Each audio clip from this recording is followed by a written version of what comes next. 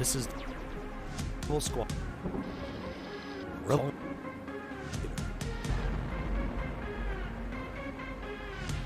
You. Oh. Gentle arm.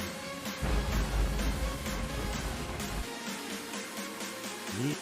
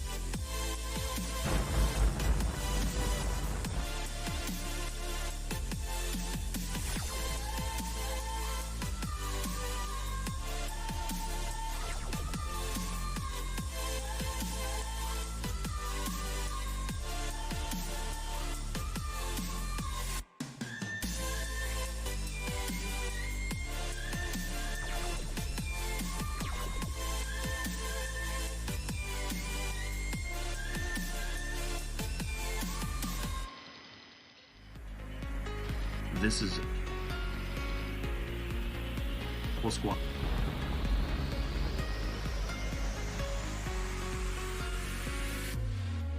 The Admiral rooms.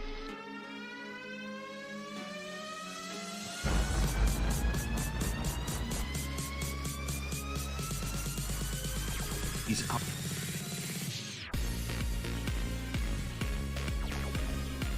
This mess. Sure.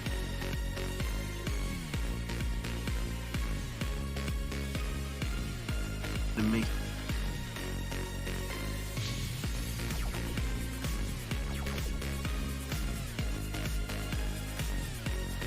You're on your side.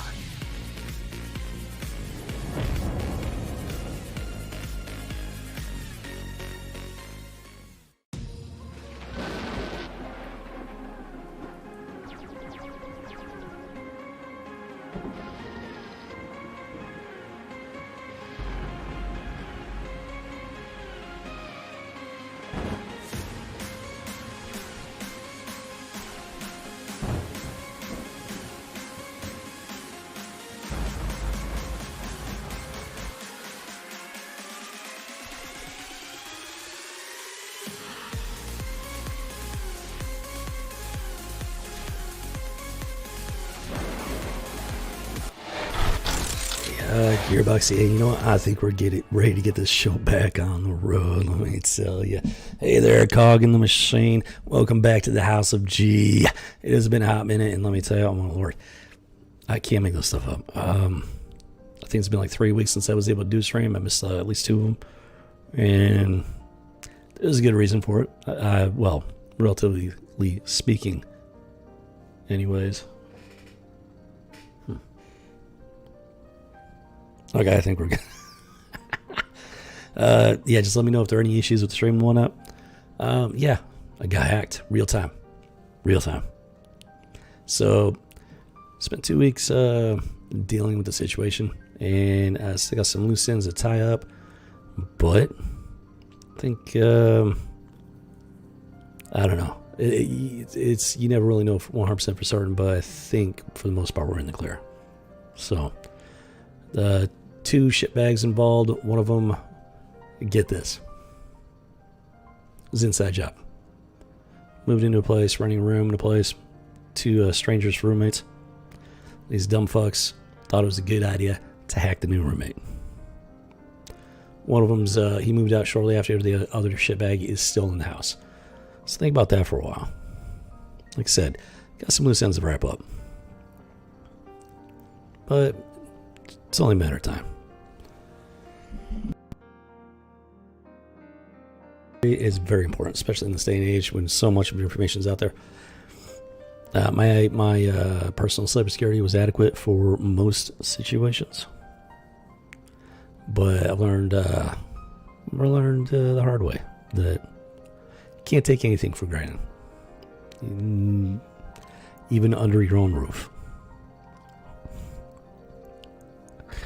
What can I say? I can't go into too much detail at the moment. Like I said, I got some loose threads to tie up here, but make no mistake, it's not quite over. I'm hopeful that the worst is behind me, but it's not quite over.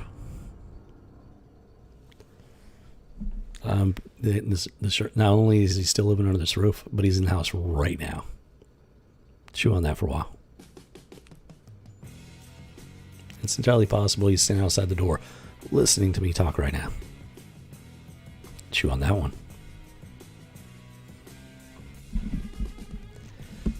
I can't make this stuff up, folks. I can't make this stuff up. Furious doesn't mean getting to cover it. We're talking about a second-degree felony, federal level conspiracy, potentially 20 years in prison. This dirtbag belongs in prison for a long time. And the funniest part about it, he thinks he got away with it. He thinks he's flying under the radar. He thinks I have no idea. Can't make this stuff up. That's how stupid these guys are. Hacking 101. You never hack people that you live with. You don't do it. Because you're going to be the number one prime suspect to begin with. And I have more than enough evidence, proof, whatnot, to know personally these 2 guys are involved.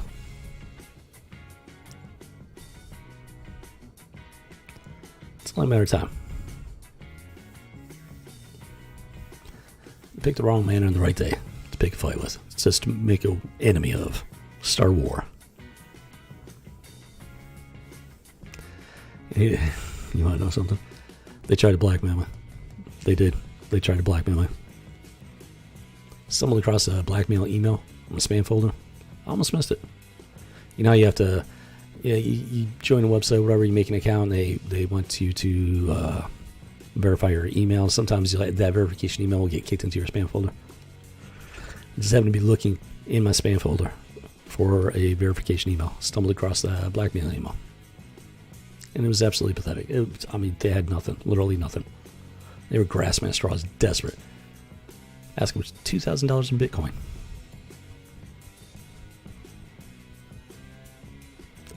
It's laughable.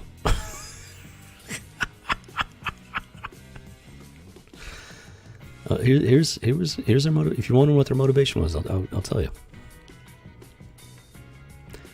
They thought they were gonna blackmail me, milk me for as much, oh, this guy, they knew I had a YouTube channel. They knew I had a channel. So they think, oh, this guy must be making money. I'm not. I haven't made a single red cent off either of my channels. And these dumbasses convince themselves otherwise. So they thought they thought they got lucky. They thought they got so lucky. So they were gonna milk me. They were gonna bleed me dry. That's how stupid these guys are.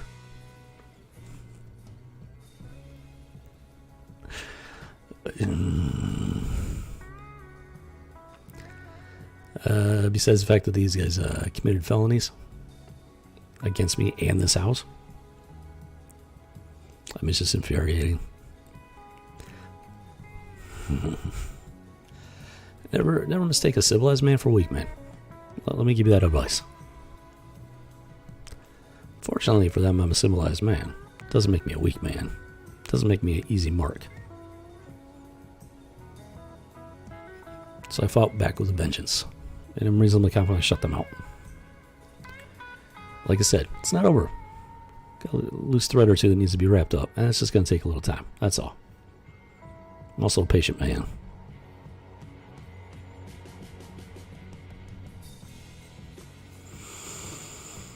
I'm not ready to share,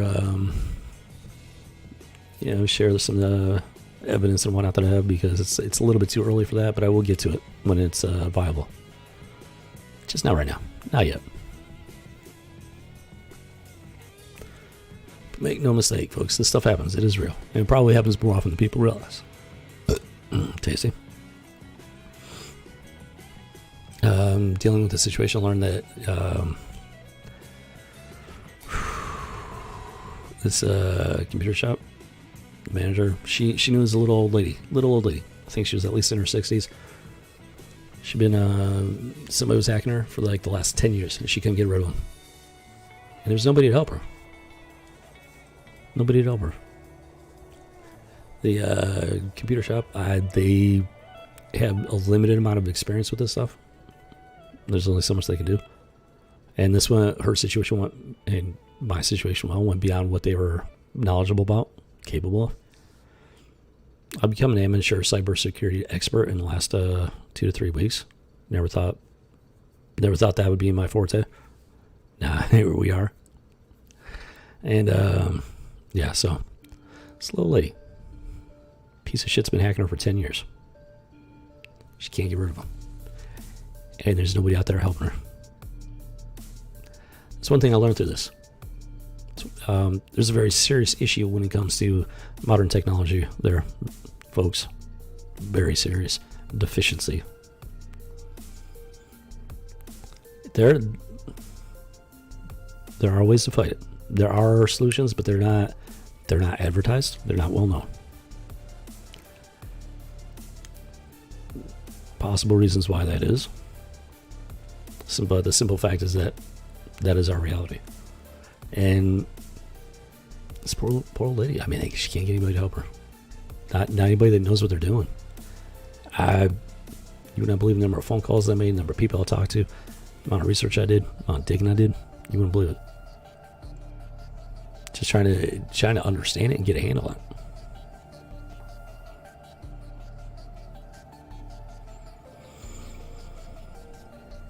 It took a lot of time, a lot of energy. And that's why I was able to stream for 2 weeks. 3 weeks, missed 2 streams.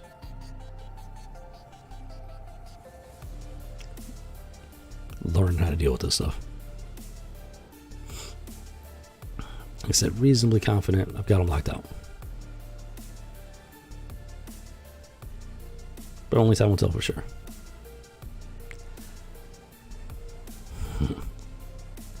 It was an inside job, though.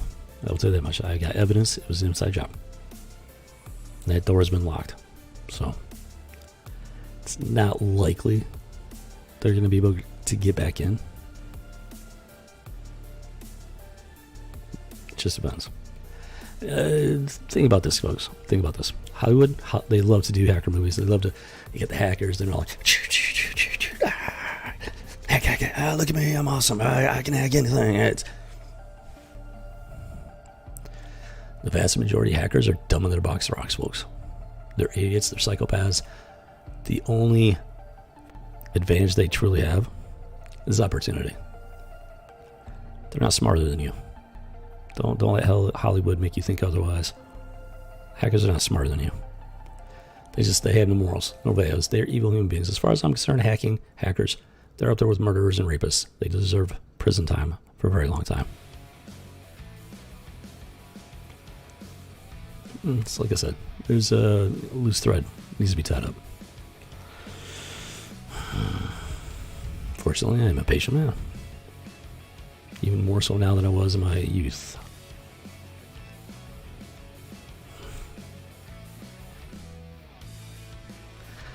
So yeah, there's that.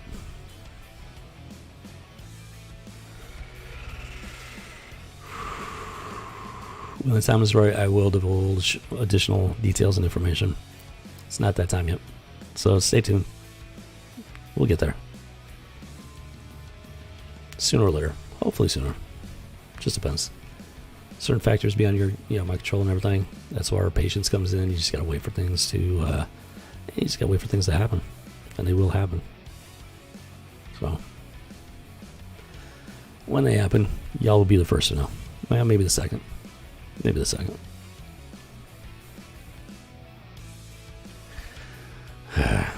Yeah, so just make sure you stay tuned. And, I would highly recommend brushing up on your personal cybersecurity and whatnot.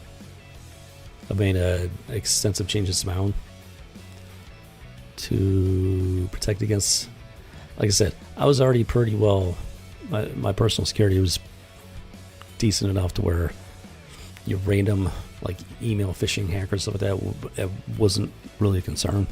This was an inside job. They had deep access.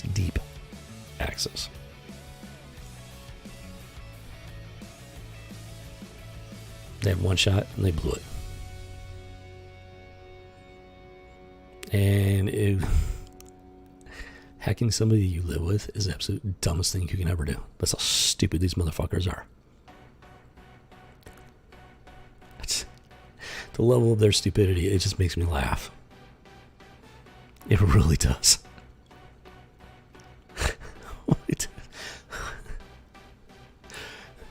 They conspired. Add conspiracy charges on top of the hacking.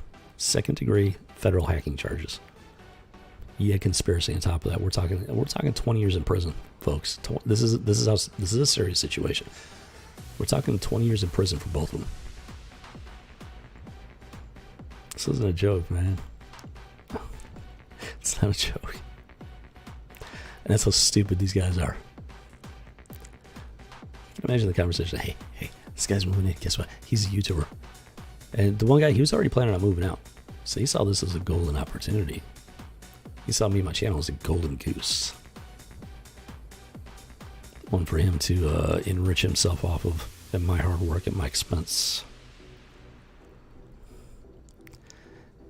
Biggest mistake of his life. Yeah, this guy's moving in. He's got a YouTube channel. You know, he's gotta be making money. He's gotta be making a lot of money. Maybe we can take advantage. Maybe we can do something with that. Get some of that for ourselves. You know, without having to do the work, without having to be an honest person, without having to, have an honest channel. Now we're gonna steal from somebody else. We're gonna.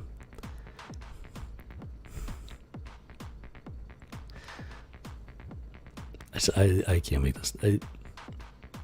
That's how stupid these guys are. Dumber than a box of fucking rocks. And that is an insult to rocks, folks.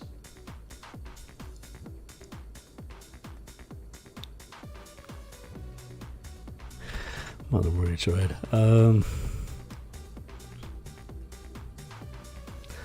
not sure there's a whole lot more I can say at this point. Because like I said, loose threads need to be tied up. It's going to take a little time. Once that's taken care of, I'll be putting it all out there because people need to know. People need to know how serious this is. They need to know how vulnerable they really are. And this goes as high as Google, folks. It goes as high as Google.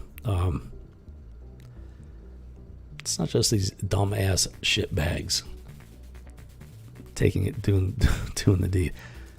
Companies like Google are literally covering up for them. I can prove it to some extent at least. My advice to you right now, get as far away from Google as you can. Gmail, Google accounts, Google in general. Run. Whatever direction Google's going, you run in the other direction. Run as far away from them as you can. Because they are not on your side. It's a dog and pony show, smoke and mirrors. You log in, oh, we are working hard to protect you and your information. That is a bald-faced lie, folks. And I do believe I got enough evidence to prove that statement.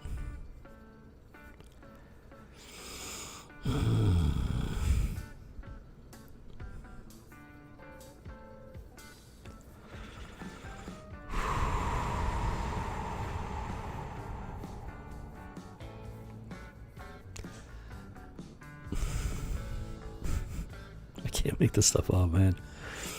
Oh my lord, the world we live in is an absolute clown show. Absolute clown show. What are you gonna do? You're just gonna do your best to survive. When they come at you, you hit them back twice as hard. With everything you got, you fight back with a vengeance. Because that's the only thing these psychopaths understand.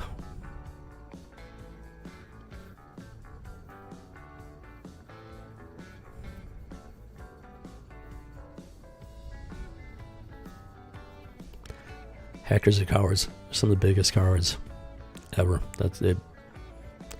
They're too afraid to come at you, person to person.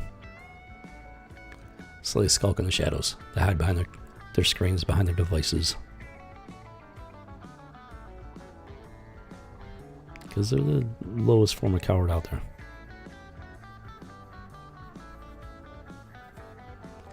And they're delusional enough to think that they're more powerful than you.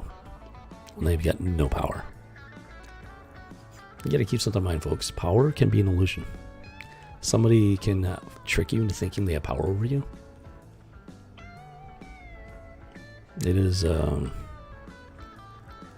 false power. It's a power that you give to them. They don't have real power over you. You give them that power. And you have the power to take that power back. Keep that in mind. Think about that.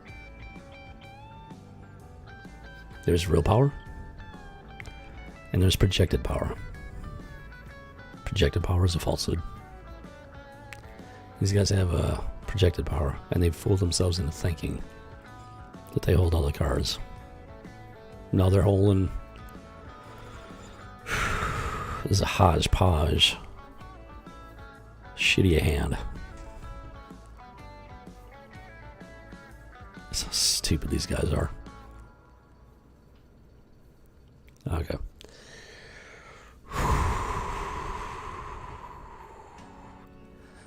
Oh, yep. Like I said, it's gonna take time. I will put more information out there when the time is right. It's not yet. Hopefully sooner rather than later. We'll see. And we'll touch back on it. We will, because there's, like I said, so we're talking 20 years federal prison. That's what these guys deserve under the law. They should be grateful that I'm a law-abiding citizen. Except if it wasn't, there'd be a different type of justice taking place. One that they would not like. Even less than federal prison. Just saying.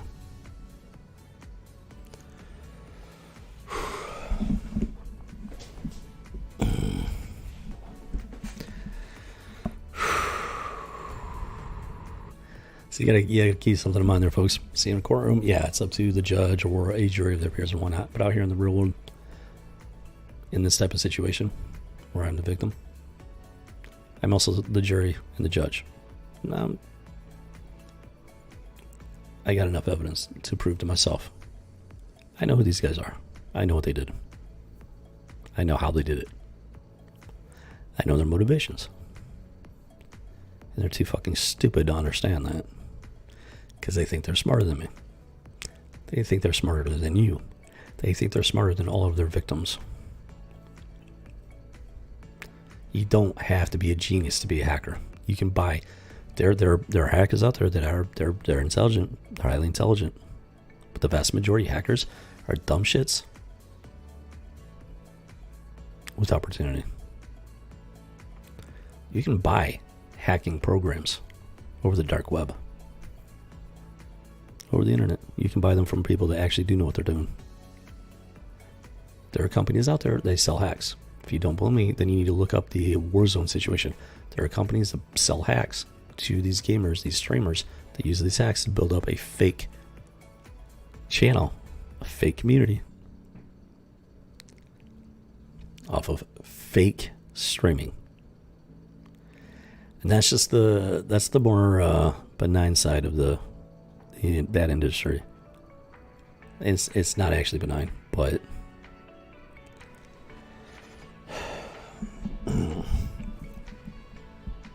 there is the darker side, and I'm dealing with it right now.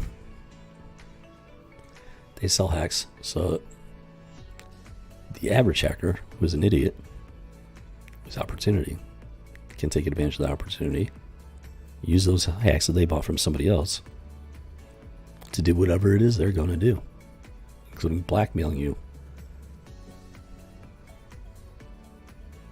Most hackers are just dumber than a box of rocks. They really are.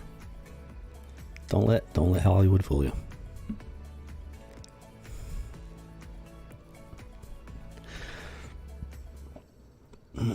If you're ever wondering, like you watch you read up about or see a video, whatever, about a public official, somebody in the public spotlight, and all of a sudden they say or do something that's just it's really out of character for them. It's like a 180 from how you normally know them to be, at least through the public spotlight. I'm willing to bet, more often than not, that deviation from their normal character might have something to do with something like this, a situation like this. I really starting to believe that this type of stuff is far more prevalent than people realize. And most of them are just they're too spineless, maybe-ish, to really fight back. Or they're too afraid to fight back. I'm not going to judge them for it. I'm not going to judge them for it. But I will fight back. I will fight back tooth and nail with everything I got. You think I'm an easy target? It's time to learn. It's time that you shitbags learn the hard way. You grotesquely misjudged me.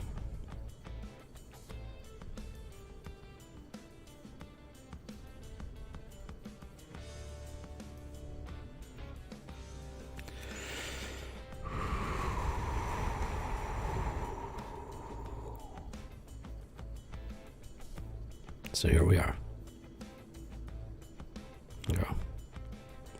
So I think that's enough of that for the time being. Like I said, at some point I will put up additional details and information. People need to know about this stuff. I'm actually I'm in the process of putting together a series regarding personal cybersecurity, hacking, stuff like that, for the average person, for the average steps you can take to protect yourself. If you do stumble across somebody hacking your information, your account, stuff like that, I'm going to do my best to arm you, to equip you, so you can fight back. You have every right to fight back. Do not be afraid to fight back, folks. Don't be afraid. Fear is your worst enemy. Most of these hackers are dumb in their box of rocks. Do not be afraid of them. Because if you let fear in, then you won't be able to fight back. And you've already lost. So I'm putting in the process of putting together a series to help you overcome that fear, set it aside, so you can fight back with a clear mind and legitimate confidence that you can beat them, because you can. I was shocked, absolutely shocked, doing research. I was just trying to find help. I was trying to find somebody that was just understood this stuff. Well, yeah, I couldn't find anybody, folks. I couldn't find anybody. Finally found somebody. But it took a lot of research, a lot of effort. And the funny thing is, they weren't even advertising their services in that regard. They were advertising. There's different facets of their services, and they were focused on something completely different. This other side of their service that is actually vital to people's personal cybersecurity. No advertisement about it at all. They were there. It boggles the mind, because it's like, it's such a valuable and rare service that I know for a fact there are people out there that need it. It's kind of mind blowing. So yeah, I'm in the works, putting together some sort of series regarding that stuff. I don't know how long it's going to take to get the format hashed out and everything, to get it up and running. Like I said, I got some loose threads I need to take care of, and I'm pretty sure I'm going to need to tie those up first, and then I'll be able to really get into it. But at least then I'll have time to actually work on it, to get it figured out. And hopefully it's going to help people. That is the sincere goal, to help people to protect against these situations. And if they do find themselves in these situations, give them the tools and resources they need to know what to do, where to go for help. Because it's at least in the public spotlight, it's virtually non-existent. It is out there, but it's just not. It's like it's getting literally no attention, and that is curious indeed. It's very, very, very curious that is the case.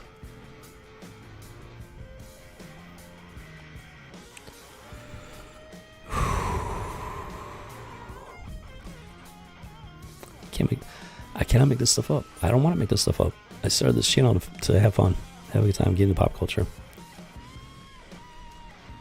and then this happens. I can't make this up because I don't want to. I don't want to make this up. But here we are. This is the reality of it. And I would be remiss in never speaking of it again. So we will be coming back to this at a future date. Yet to be determined. So, but we will come back to it.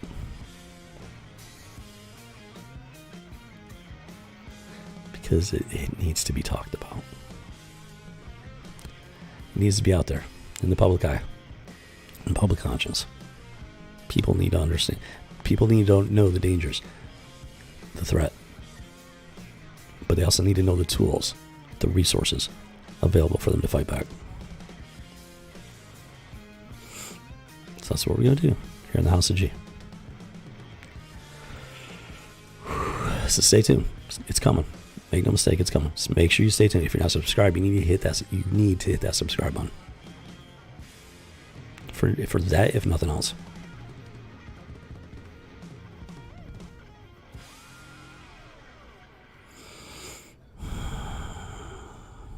Okay. Oodoggy. So yeah, all right. You know what? I think that's gonna wrap that segment up. Yeah. Not much more I can talk about without going into stuff I'm not ready. It's just not the time yet. So I think we're going to go ahead and move on here. I hope you're having a great Monday. It is good to be back, let me tell you. Just busting my ass to get this sorted out, get it figured, get it fixed. Very close. Very close to that. It's pretty much, it's essentially one final thread that's currently living in the house. So I just gotta get that thread tied up. And it's just a matter of time at this point. And other than that, I hoping and praying the worst is behind us. So time will tell. But hope is you gotta keep that spark of hope alive.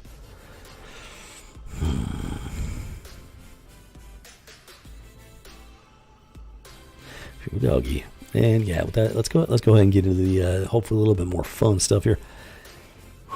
Gee, McCricket, hope you're having a great Monday. Happy Monday to you. Kicking off the week here on the House of G, and hopefully this helps to make it a little less painful for you.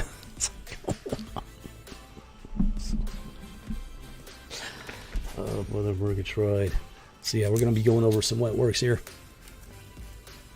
and then issue of Ultimate Captain America. This is on the docket today for discussion. And yeah, I'm curious about this one. I remember what works back in the day. I don't remember a whole lot about it. I just thought I thought the concept was intriguing. They have this like liquid metal stuff that functions as armor, and I'm not sure what else. I think they're mercenaries. It's been a long time, so I'm not like very rusty on the details. And like I said, I was intrigued by the concept. I picked up some issues. Image, the Webworks is from Image, and I don't remember if I stopped reading it because of lack of resources, or because it just didn't quite hold my attention. I don't remember. It's been a long time, really long time. So maybe we'll get an idea for it here in the, the next few minutes and whatnot. Okay. So, let's go ahead and start off with Wetworks Source Book number 1. That might be a good place to start. Yeah, it's a source book. From what I understand, it should give us information about the characters and whatnot, the universe. And, Image Comics, Boom Chakalaka. Yeah, that's that gold skin. That is like this liquid metal armor. I think it has additional properties. It might actually be like symbiotic, almost like semi-sentient. Not completely sentient, but I think it's supposed to be like semi-sentient. So it kind of almost has like the symbiotic relationship with the person that hosts it. Like I said, it was an interesting concept. I don't remember. That's about all I remember about it. So. Boom, shakalaka. There we go. Yep. Let's get started here. And let's see. Yeah, I bought these from my comic book shop as back issues, which is why they have tape on them. Which is like, I understand why they do it, but it's just so annoying. I hate having tape on my bags. I hate it. It's not good for the comic book. I mean, if it gets on your fingers and you pull the comic book out and you get like the sticky stuff on the comic book, it's just not good. Not good. If you're actually trying to collect them and take care of them at the same time as you are reading them, then yeah, it's not good for the comic book. So it's always so annoying when they do that. But what are you gonna do? Boom, chakalaka. You're gonna take the tape off the bag. That's what you're gonna do. At least that's what I do. Okay, so here we go. Boom, boom, boom.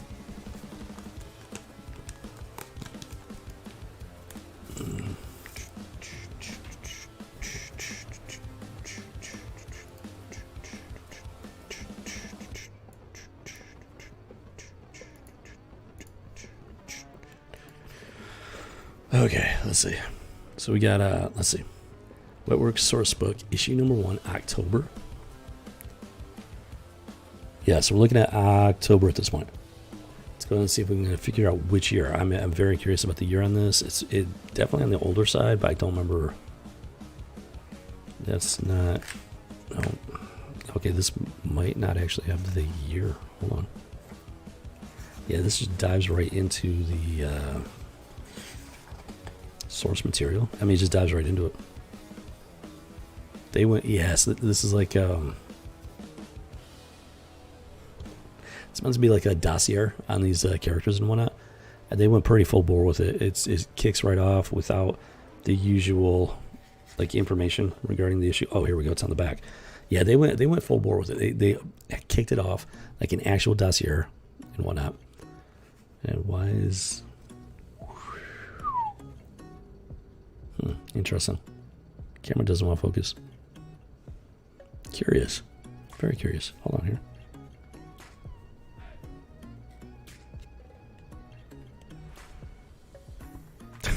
I think it worked. Okay, I think that works. Okay. We'll see here. Okay. So this is from 1994. October of 1994. The Wetworks Source Book number 1. Image Comics.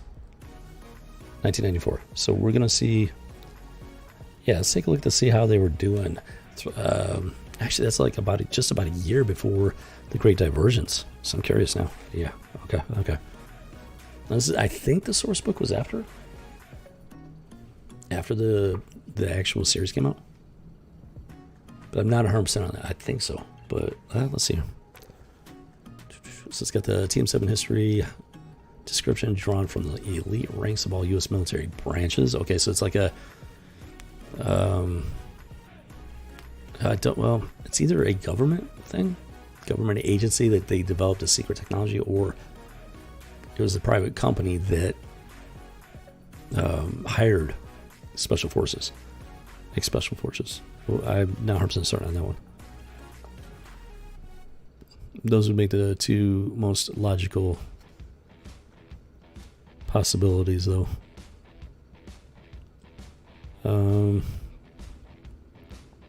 Team 7 protected the nation's interests without congressional oversight. So this tells me that it is a government agency, actual government. It's like a top secret black ops government agency. This is not like a regular comic book. It's a source book, so there's a lot of reading to do. So I'm not gonna sit here and read the whole thing and everything. Just trying to get little bits and pieces, pertinent bits and pieces. And hey there, Remy, good morning to you too. Welcome back to the House of G. Oh, man, I can't believe it. Missed 2 streams, so it's been 3 weeks because of this nonsense. And well, we're back up and running, which is a huge victory. Hope you're doing great. Happy Monday to you. Hope you're having a good Monday. It's a good start to your week. It's good to be back. Let me tell you, you have no idea how much I miss this. I did not realize how much this was in my blood, how much this was like what I do now until this event took place. Now it's like I appreciate it all the more. And I'm very grateful to be back, to say the least.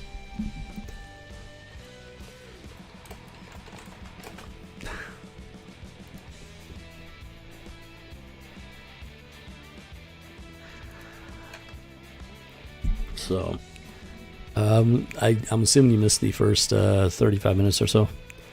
It's looking hopeful. Copy that. Good to know. That's always good to hear. It's good to hear.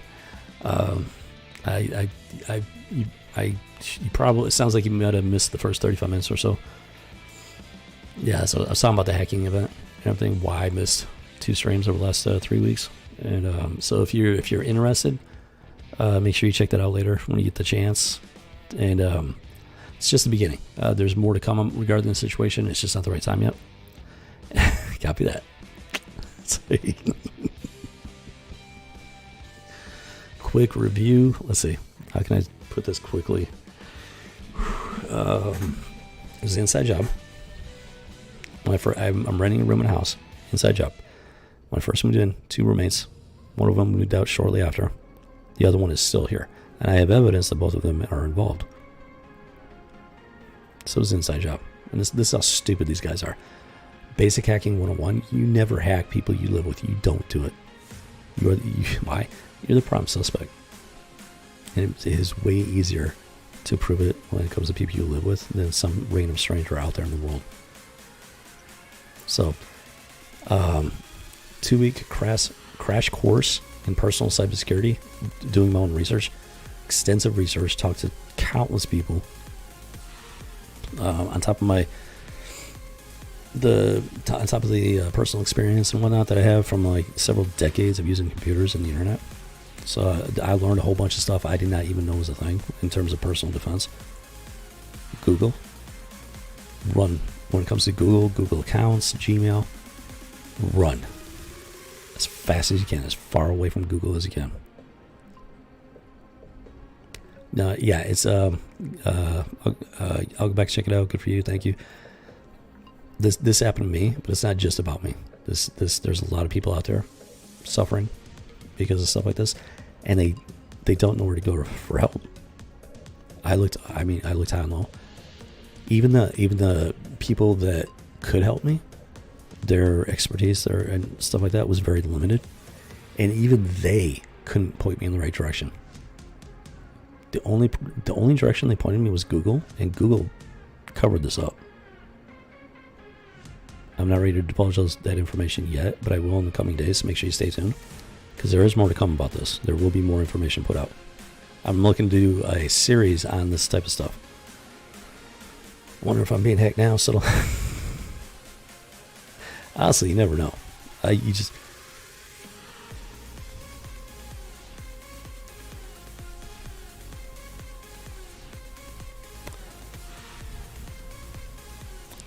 I will talk to you in private. There's something I will share with you in private. I'm not ready to put it out there publicly yet. I'm not saying you are. It's in terms of preventative measures. I can go and put it out. If you have a Google account, if you have anything Google related, Gmail, whatnot, check your Google account. VPN does help against external threats. But my situation was internal. That's one of the key differences. My situation was internal. They had direct insider access. and I've since shut that door on, so that's no longer a threat. But it's, as far as VPNs, it does help with external threats. So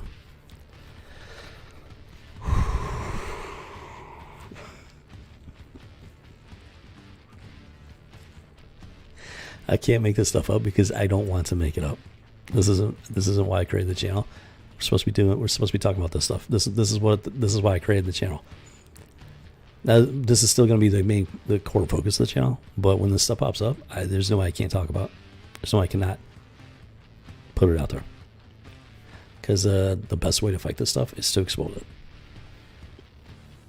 That's exactly what we're going to do. What's on the read menu? I got 3 Wetworks issues and then an issue of Ultimate Captain America. So we got that one right there, which I already started getting into. And then we got the actual regular Wetworks issues and then Ultimate Captain America. I have a feeling this is going to be an interesting one. We'll find out here for sure. But yeah. So Wetworks, really from what I understand about it, yeah, it's a government organization, and they developed this Wetworks technology. They call it Wetworks. It's like a liquid metal armor, but I think it's like semi-sentient. It's not completely sentient. It's like semi-sentient, and it acts like a symbiotic connection with the person that wears it or whatever, and these guys are special forces from different branches of U.S. military that are recruited for this agency and program. That's what I understand of it in general. I don't remember a whole lot more beyond that, though. So this is going to be an interesting one. I've been noticing extra ribs, exaggerated ribs on musicians, stage costumes, comic superheroes, costumes, I think, for the transhuman man. Extra ribs?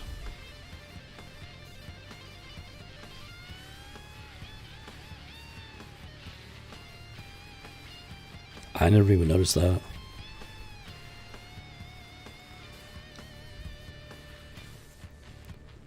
Honestly, it wouldn't surprise me. No, there's the transhumanism thing. It's out there. It's why it's in the public spotlight. They don't hide it. They're actively trying to build a better human, which is just stupid. You're not building a better human. You're destroying their humanity. See, here's the funny thing about comic books. You got Spider-Man, mutants, the X-Men, stuff like that. They're fun to read. They're very fun to read.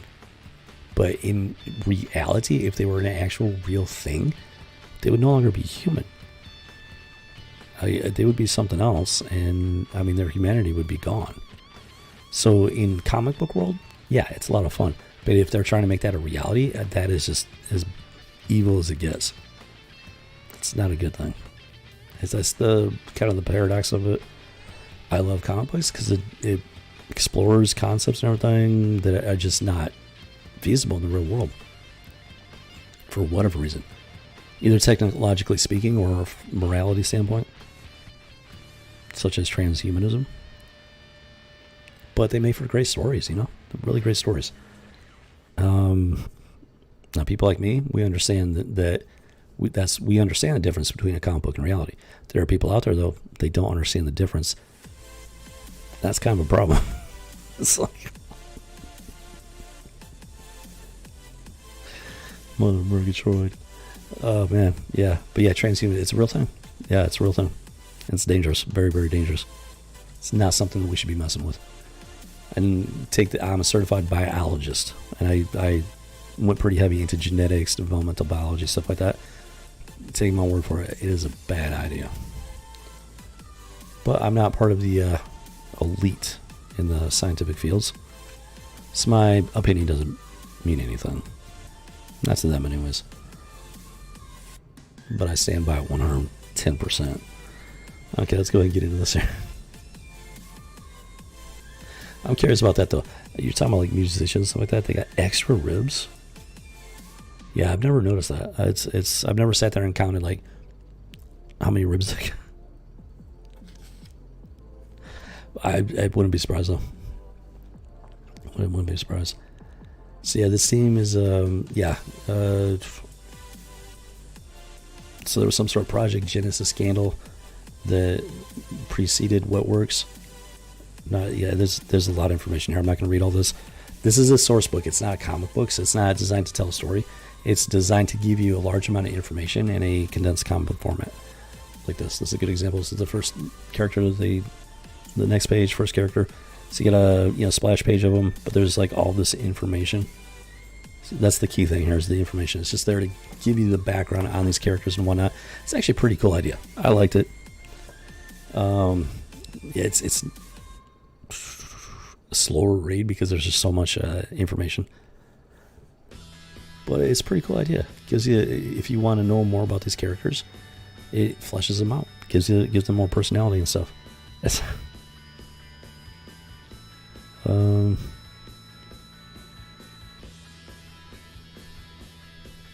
what? Hold on here. Wait. Hold on. Whoa. I think we've already stumbled across our first Whiskey Tango Foxtrot moment. So we got this one box right here, right? This one box right here. It's giving you information about them. Let me read a little bit here so you understand what I'm talking about here. I wonder how much of that data comes from ancient mythology. Well, no, I mean, you got to understand something, Remy. When it comes to comic books, science fiction, fantasy, everybody draws heavily from our ancient human past and stuff like that. That's just a natural part of storytelling. There's nothing inherently janky with it. It's just a natural part of stuff. So, yeah, if some of the stuff comes from ancient mythology, that would not surprise me one bit. I draw heavily from, there are certain aspects of what I write, I draw from human inspiration. Let's put it that way. But let me get back to this. This is our first Whiskey Tango Foxtrot moment, and let's see. Extensive psychological evaluations have uncovered his one flaw. This is how they label this, his one flaw. Known as the Lancelot Syndrome. The deeply immersed need to safeguard those under his command. A man known for his calm reflection off the field, those who witness his fierce rage in the heat of battle are left traumatized by the emotional Lancelot Syndrome. They label it as a flaw. The desire to safeguard the people under his command, to protect them from harm as he sends them into danger. They label it as a flaw. For me, that's a desirable trait in a leader. But they label it as a flaw. So now the question is, this is from Image Comics. Yeah, this is it's all made up, make believe. So the question is, why exactly did they write that in there? Why did they write it that way? I'm thinking, I'm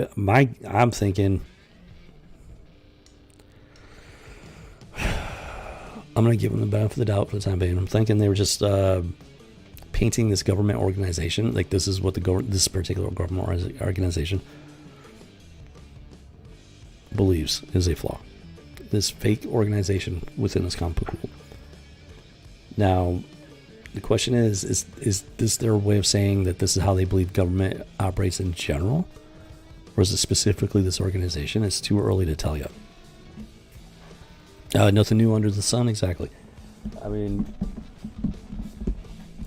even when I create something new, I mean, there's inspiration from the real world, and you never know. There might be something at some point that somebody came up with something similar. Maybe not exactly the same, but similar. But there's like key differences that set it apart. That's the main thing. You gotta find those key differences to set it apart. Okay.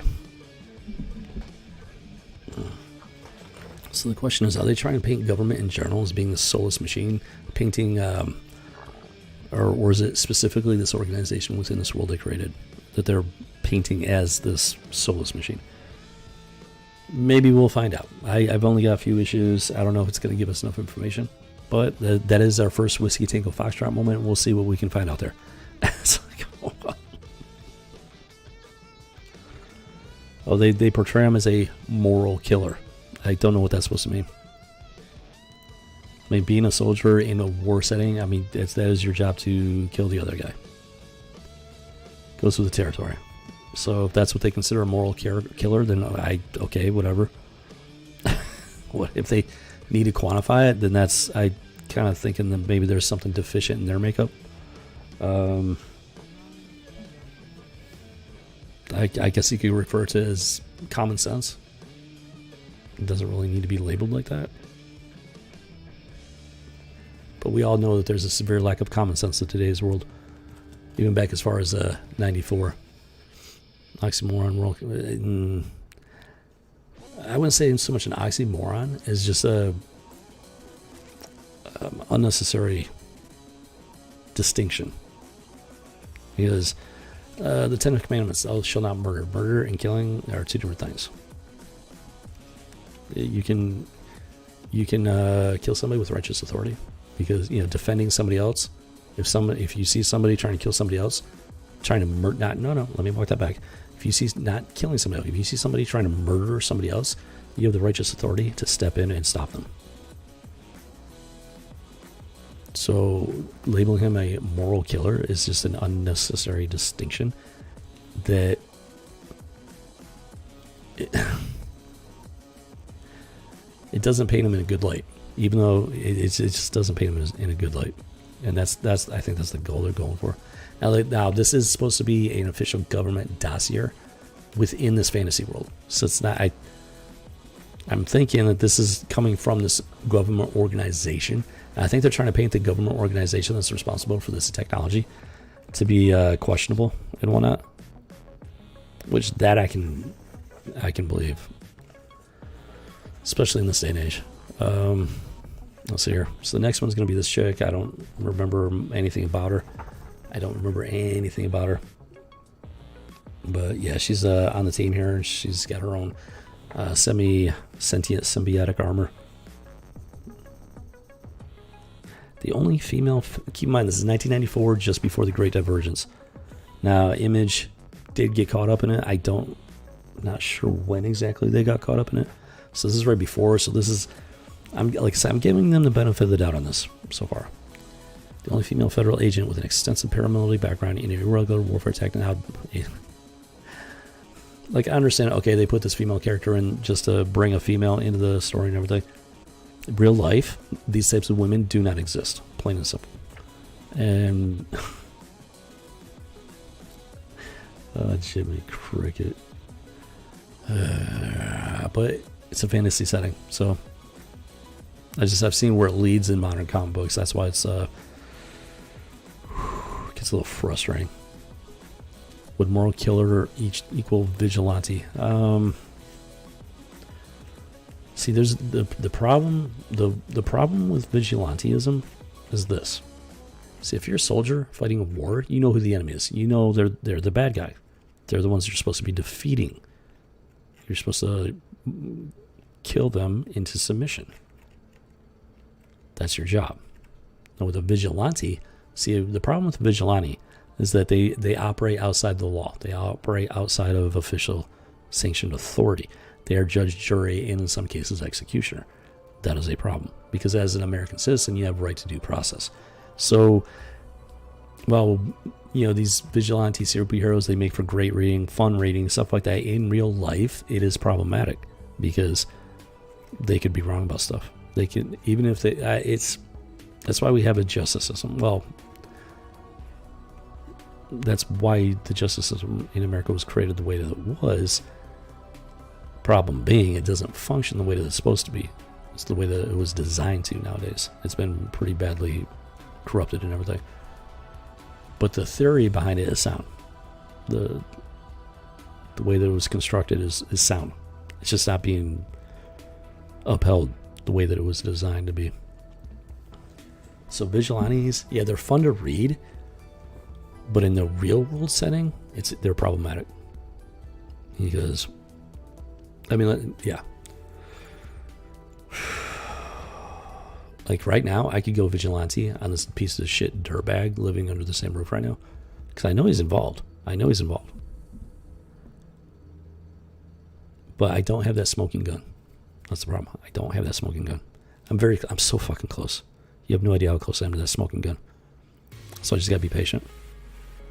And but if I were to take action right now, taking justice into my own hands, it would not end well for me. Good explanation, thank you. Okay, no, hey, I'm glad that made sense. It's like it can be a little difficult sometimes to explain thought process. Like it's so whenever somebody's like, okay, that makes sense. That's really good to hear. It's good to know that I didn't completely butcher the explanation.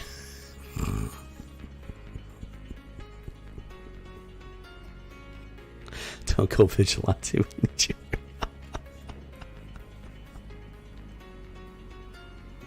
Copy that. No, I'll do my. No, I'm not. See, when I say vigilante, I'm thinking like Batman. He goes out there and beats him up and like ties him up and calls the cops. I mean,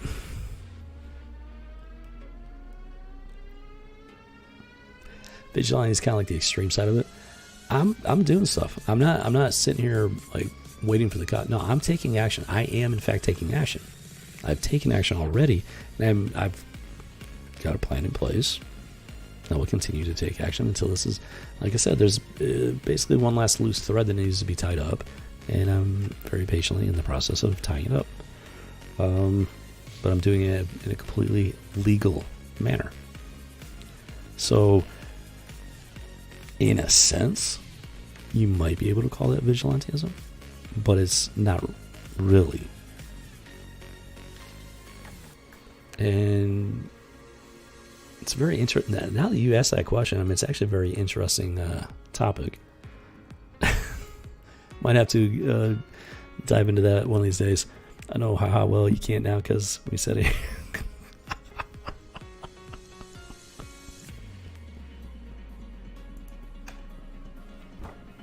It's good to see you, Remy. I now being able to do this for 3 weeks. I mean, it's shocking how much that sucked not being able to do this.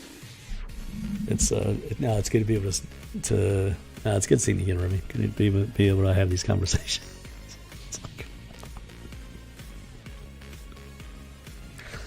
It's officially in my blood. That's one thing about this situation. It made me realize how much I truly am invested in this. Both channels. You're just getting righteous. Yeah, exactly. Amen. You not believe how much of a vile and disgusting dirtbag this is. Just not even the hacking. Like even before that, this dude was just vile.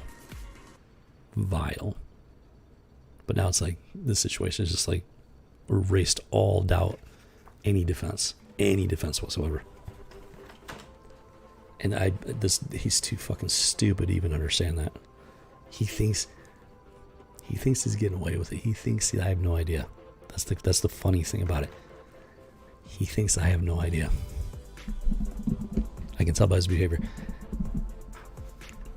You can judge him. You can tell a man by his behavior. His behavior speaks volumes. He thinks he got away with it. He thinks I don't know. He thinks I'm clueless. He really thinks that. That's how stupid these guys are. How absolutely mind-numbingly stupid these dumb shits are. Once someone shows you who they are, believe it. Yeah. I've learned that the hard way. We're talking decades of life experience.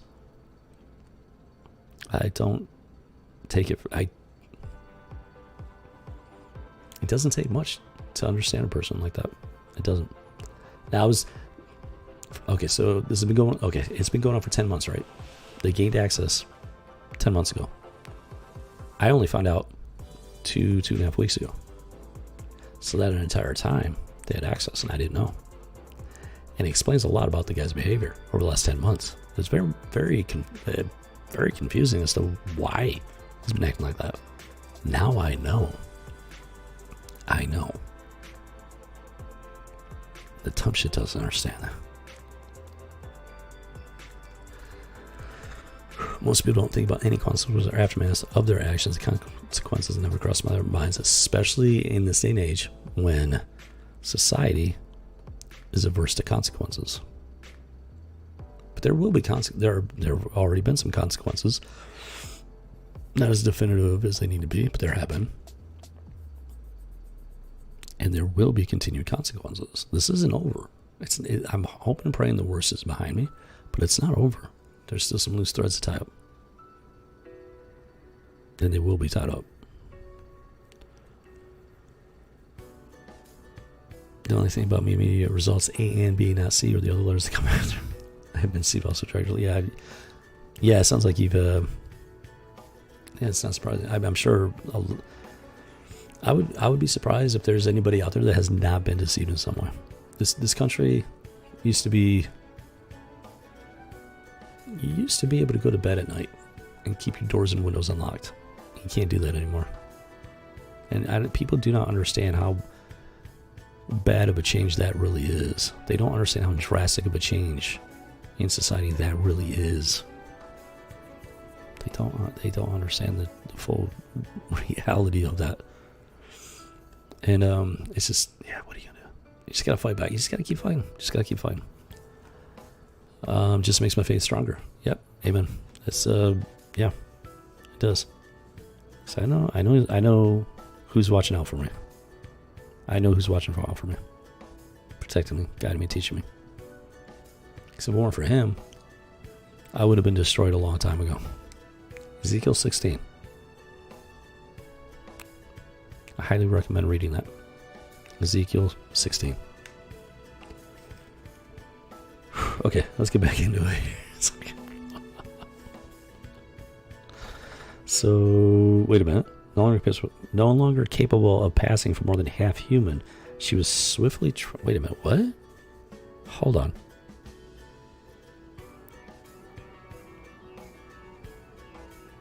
Okay, so she was just caught in an ambush that almost killed her. And apparently...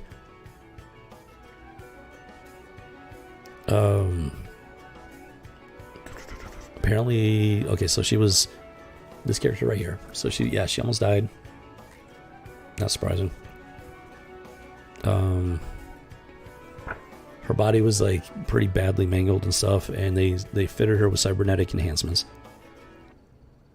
She's no longer capable of passing for more than half human. So while they cybernetically enhanced her, they did not mess with her DNA as far as I know. So it's just like she's, it's not transhuman. It's just a cyborg type situation, basically.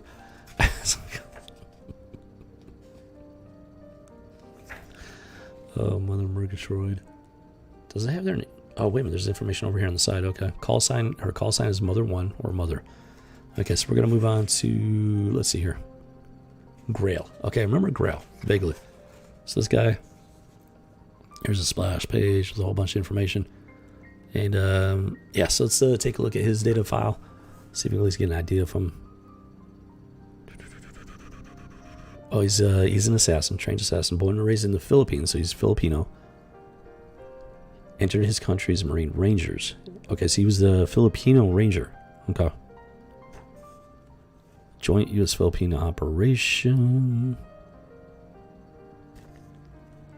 And then he got procured into this Team 7, which is worth the... I think is the team of wetwork operators. He's a Filipino Ranger that got drafted into this, I'm pretty sure it's an American government agency.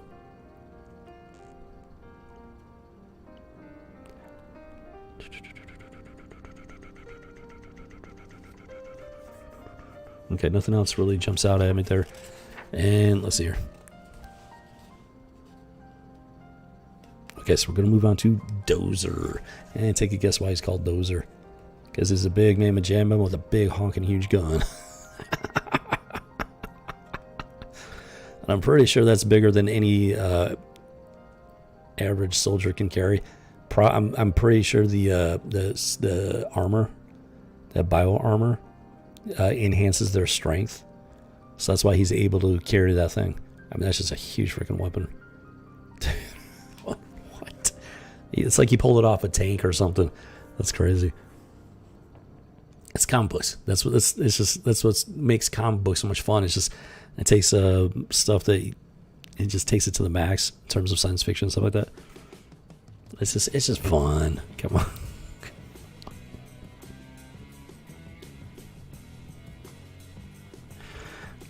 Okay, so yeah, he's a football player or something. Dozer has only one tangible weakness that worries his superiors. He prefers to think with his heart rather than with cold logic. What? Let me explain something to you folks. See, like I said, I'm giving them the benefit of the doubt. These are data files from this company, this Team 7, the organization behind Team 7. These are their data files. Something in this is coming from it's not coming from Image. I'm giving them the benefit of the doubt. This is not coming from Image. This is the Team 7 organization that they created for this world. So this Team 7 organization is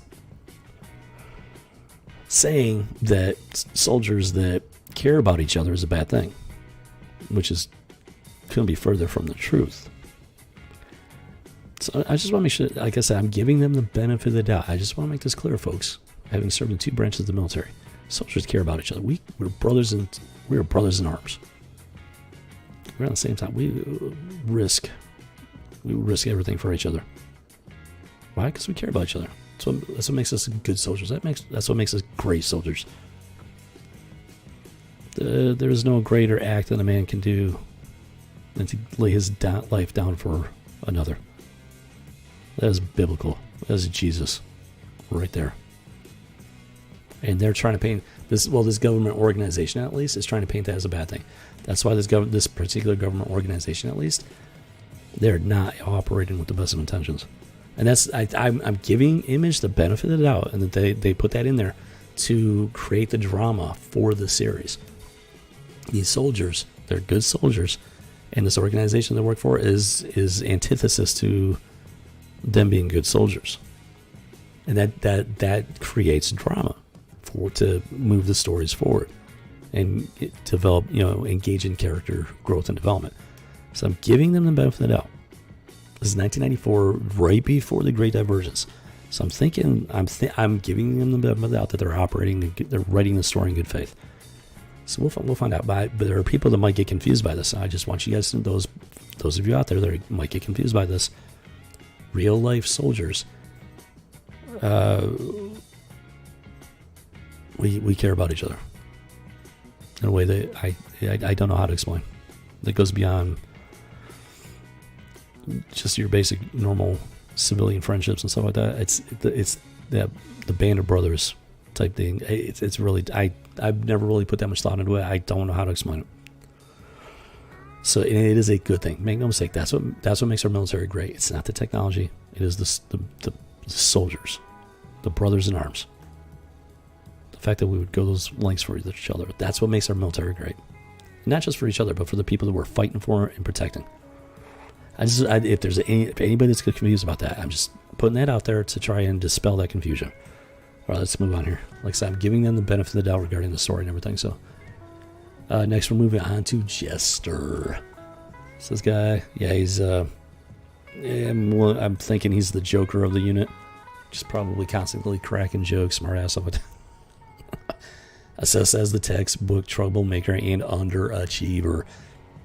It's a little, it's on the nose there, as you would expect. He's better known for his affinity for causing trouble than he is at saving others from it. Okay, that's not necessarily a good thing. That's not necessarily a good character trait. Remy, I love the concept of the bond you guys share is so special. Yeah, I appreciate that. No, that's good. That's good. That's it's a powerful thing. It really is. People underestimate it. That's why when you get these organizations out there, these groups, social, political, ideological groups, that smear military in general, like as a blanket, they just smear them, especially American military.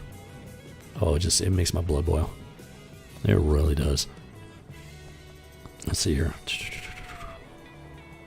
Okay, so this guy is, this Jester guy is definitely on the troublemaker side. So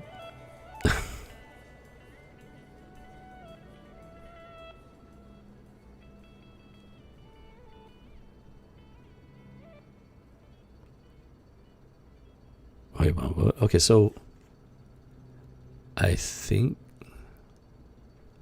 okay, so they created this character as the only Navy SEAL entrant recruit to have an extensive criminal history, which includes justified homicide. So apparently, yeah. So those are not character traits that they allow into SEALs, and for the purposes of the story, at least they, for whatever reason, they made an exception. And I don't know. I'm not. It's more believable nowadays than it was in 1994, but I don't know. It's a fake world and everything. So yeah, you just that's part of suspension of disbelief. It's not completely out there to where it's like for the sake of the story, you can suspend disbelief on that one. At least I can, anyways.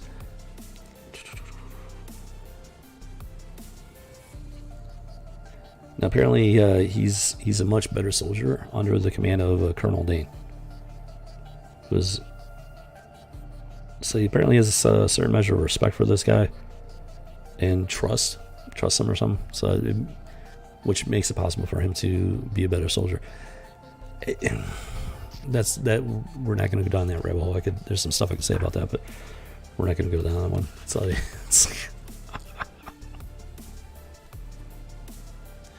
Okay, so next we're going to move on to Claymore. Yeah, this dude's, I get the feeling he's got an explosive personality or something like that. And let's go ahead and see if we can get some information on him. Most members of the SOG.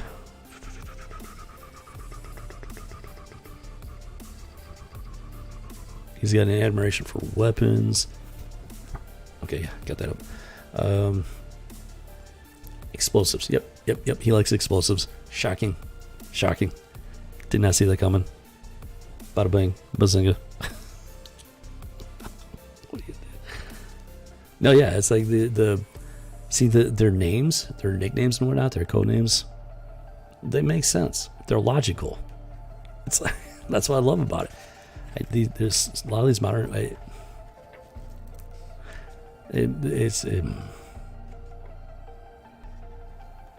I miss good storytelling in comic books. I really do. Okay, so let's go ahead and move on to Flat Top. I don't know why exactly they called him Flat Top. This one is a little bit murkier. That's not really a flat top haircut. So I'm not sure. Let's see if we can figure out why his codename is Flat Top here. It's like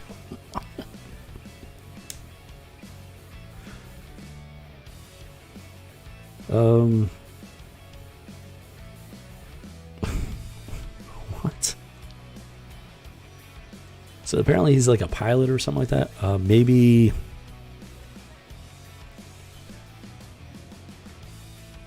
Oh. He was given his call sign as a twisted joke after he skimmed the bottoms of several treetops with the crown of his skull on one jump.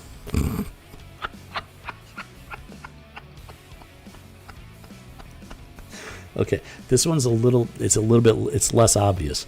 So apparently he's kind of an adrenaline junkie. So he was doing like these halo jumps and stuff like that, and he would wait longer to pull the chute than like anybody else. And at one point, he's flying. He came in under the trees with his parachute, whatever, and so they called him Flat Top. That's funny. That's actually funny. Come on.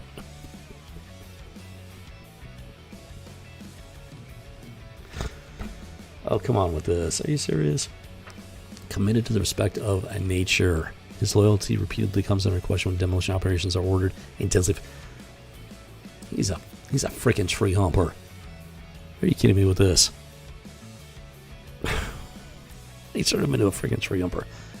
I'm calling malarkey on that one. What? That's kind of a problem there. Repeatedly comes under question. Okay, so they've come to an agreement. He won't set charges in heavily forested regions because of his beliefs and background, but will remain with his unit to keep watch for would-be assailants. That is a major problem. Now, that one I'm taking issue with. I'm not sure how much I'm taking issue with it, but I am definitely taking issue with that one because that is a no-go. In a military situation, no. Your personal, when it comes to like freaking tree humping in a real military unit, nah, that's a no-go. That is a hard no-go. Nah. Trees they grow back. Trees, I'm a freaking biologist. That includes plant biology. Oh man, I'm having a brain fart. And see, I'm definitely more biology based, like the animal based stuff like that.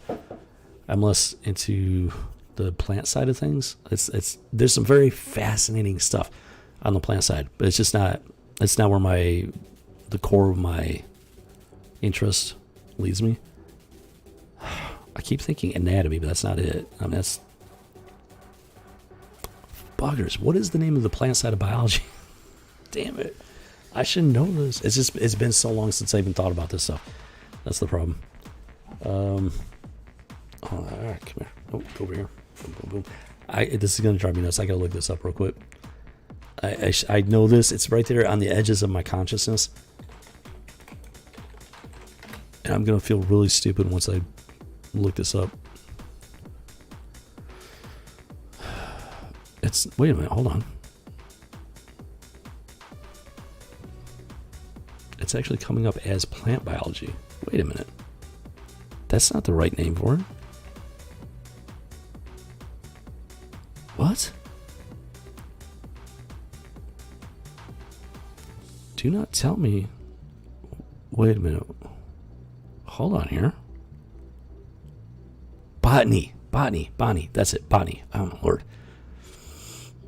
Botany. That is plant biology. Botany. Oh my gosh. But I had to scroll way down to find that under the search results. I did not expect that. That is weird. Do not tell me they're trying to replace the word botany with plant biology. I would not be surprised if they were actually trying to do that. What? That is so AOC Alexandria Cortez Ding Dong. Seriously. Ding Dong Green Plan to have military beware of their impact on the environment while they're fighting. Oh, yeah, right. And that's the modern military. That's what they're doing to our modern military right now in America. That's literally that type of level of nonsense. It's our modern military is inundated by it. So 1994, it was just a joke and comic book story. Now it's real life, which is just stupid. As a biologist, I am trained in botany. That wasn't my core focus, but I am trained in botany. Professional opinion here, folks. Trees grow back. You can blow up a bunch of trees and they will grow back. Swear to God. I'm not lying to you. You can take that to the bank, folks. Those trees will grow back. So this character is just stupid. I'm sorry. That is a no-go. That would not fly. Not in the real military. They'd be like, you need to do your job or you're going to get, dishonorable discharge. So I don't know why they shoehorned that in there. I don't know. No idea. But that is a sign of where Image was going to end up going. This is right before the Great Divergence. So that's just one of those little signs. This is, so far, it's not heavy into like the woke malarkey and everything. But that is a sign. That is a sign that the stuff was there before the Great Divergence. It was there. They just hadn't taken full control yet. And so that right there, that is an indicator that it was there in Image. Okay, so now we're going to go with her call sign is Pilgrim. So we got another female character here. And let's see what we can find out about her. And now I will say this. They drew them the very, very nice looking women. So which is what you expect from comic books. So they actually did a good job. And, the men look like men, the women look like women, as it should be. Let's see. The only one brought into the folds of Delta Force. Oh,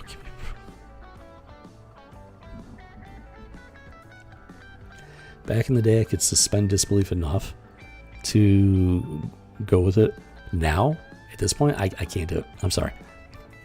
Delta Force? No, I don't think so. That's not a real Delta Force.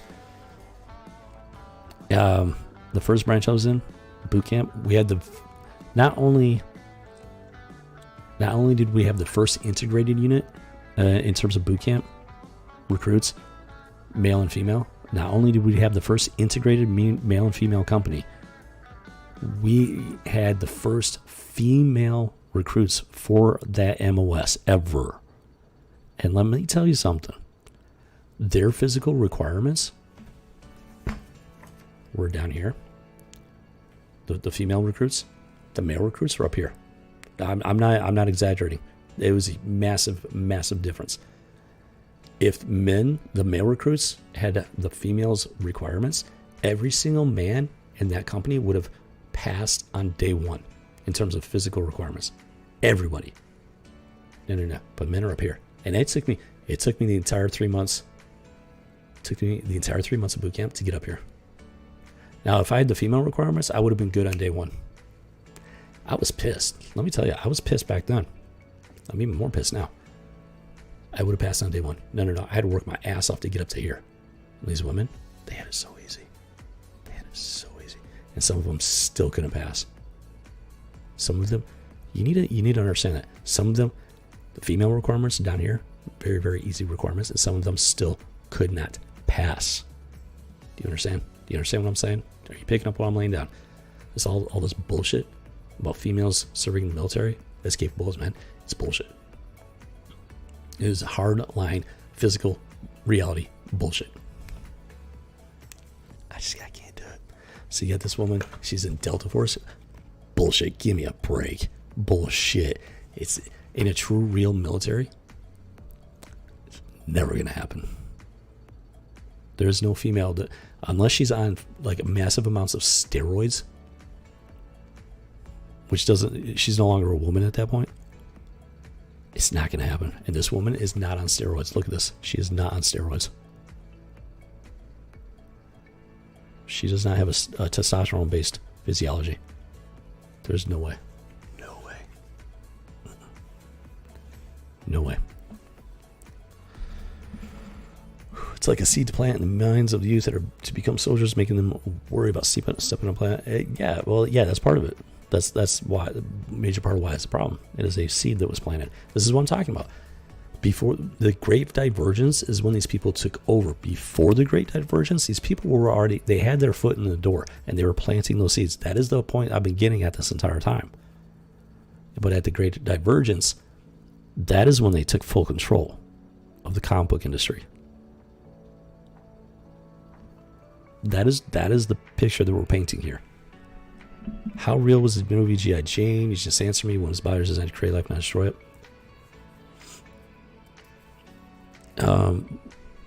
Men and women are both created to create life.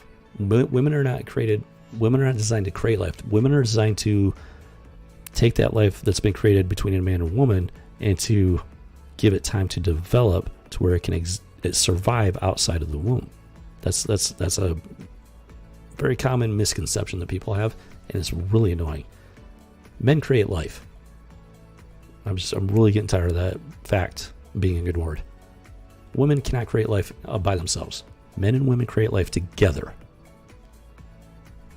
The woman is the one that's responsible to carry that life in development for the first 9 months. That is not the creation of life. That is simply, she's literally a home for that undeveloped human being. That's what makes her the mother. And I don't want that ability. I'm grateful that I don't have that responsibility. I don't want it. Y'all can have it. That is your domain. I don't want it. Nurture? Okay. Nurture? Yes. A man can nurture life, but we do it in a different way. We protect it. We're designed to protect it. People do not understand the power of testosterone. They don't understand it from a strictly biological standpoint. Women have this much testosterone. But we're going into freaking science reality here. Not science fiction, science reality. Women have this much testosterone in their entire system. Men have like this much testosterone in their entire system. Do you understand? Women, men. Women, men. Women, men. People do not understand the power of testosterone. It's mind-boggling the level of basic scientific ignorance that it has permeated all of society.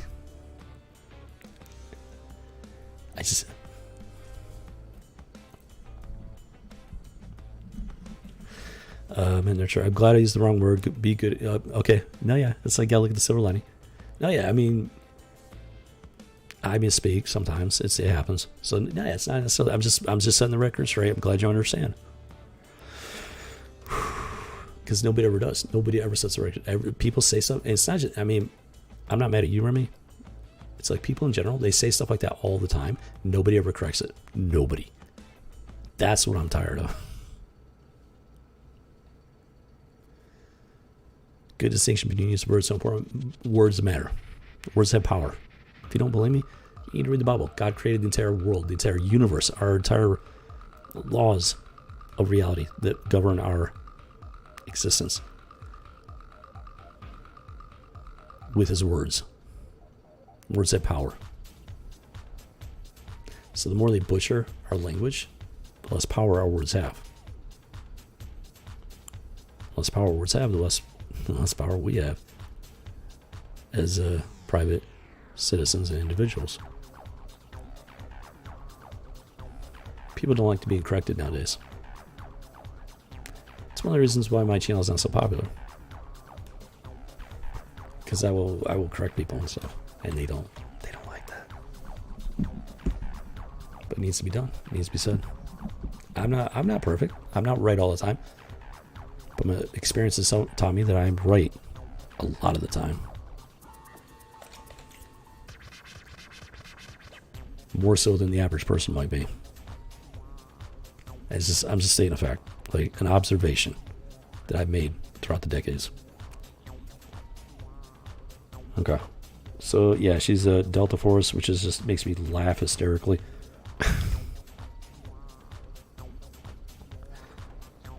Possessing no prior weapons training, it is something of a mystery to the administration as to how Pilgrim attained her paramilitary instruction. I want to know. That's not even close to feasibly realistic. Oh my god. Oh my god. Oh my god. Oh my god. Folks may have stumbled across one of the earliest examples of a Mary Sue. Oh my lord. Mark this one down for the books. I think we may have come across one of the earliest examples of a Mary Sue character here in Image Comics, October of 1994. Well, so to the best of my knowledge, this is the earliest example of a Mary Sue.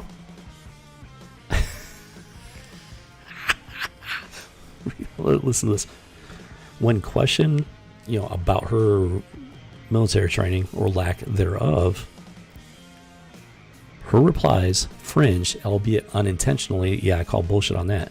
On insulting. No, that is intentional. Trust that there, whoever had input on this. This is proof of what I'm saying. 95, 96, there was the Great Divergence. That's when these sideshow freaks took over the comic book industry. But they had their foot in the door prior to 1995. This is October 1994. This is evidence of that theory. When questioned, her replies fringe, albeit unintentionally on insulting, that is a bald-faced lie. And she vehemently alleges that such abilities are nothing more than intuitive gifts.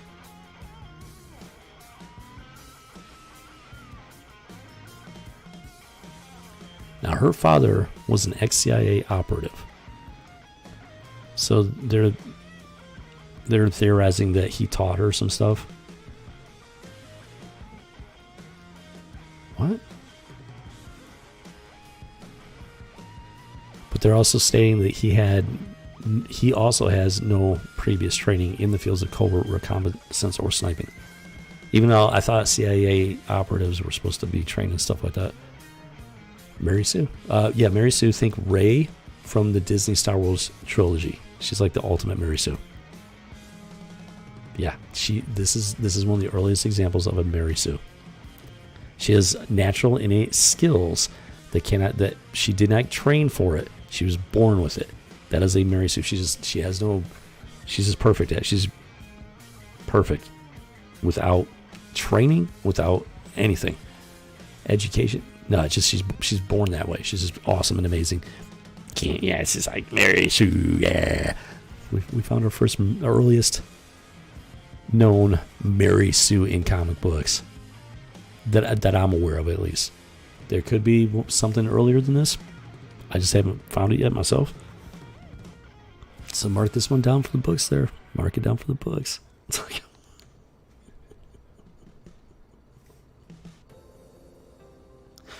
Oh, it gets better. Watch this. Listen to this. Seemingly capable of disappearing into thin air. Many of her peers swear that she can literally melt into her. Because she's that natural innate ability to just vanish right in front of your eyes. Where her marksmanship is concerned, Pilgrim is lethal, even though she's had no prior training. She's a crack, super expert sniper marksman. Of 134 assassination attempts, only one is known to... Okay, so they gave her one failure. One failure. Oh, but it wasn't her fault. No, it wasn't her fault. And for that single incident, faulty intelligence has been blamed.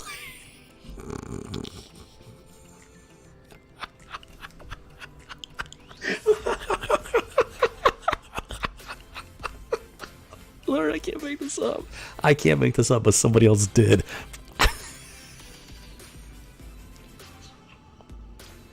We have, folks, we have our earliest confirmed Mary Sue.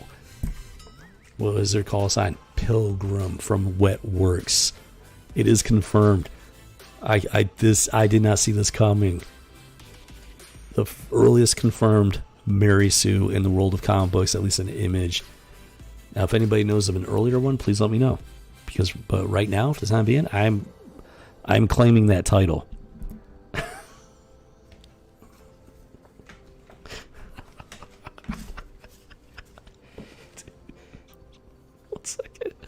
One second.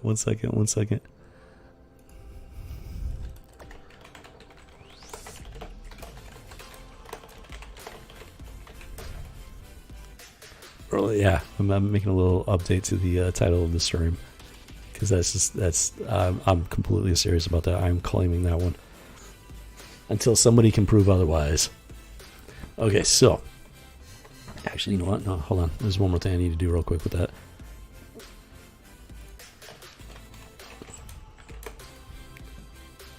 Okay, we're ready to get back into it. I'm making it official, folks. House of G has currently come across the earliest known instance of a Mary Sue. Pre-divergence.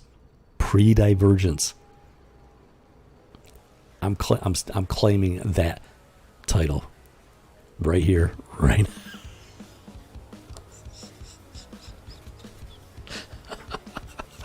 I can't make this up because somebody else already did. Sounds like she came from one of the mega churches up north. Don't get me started, mega churches. There are way too many con men out there pretending to be men of God, and I'm pretty over it at this point. Okay, so now we're moving on to the armory. Yep. So we're going to get into the weapons that these characters use. So let's see what they got to say about it. This has already been an incredible stream. That right there was just amazing. The earliest known Mary Sue. That came out of left field.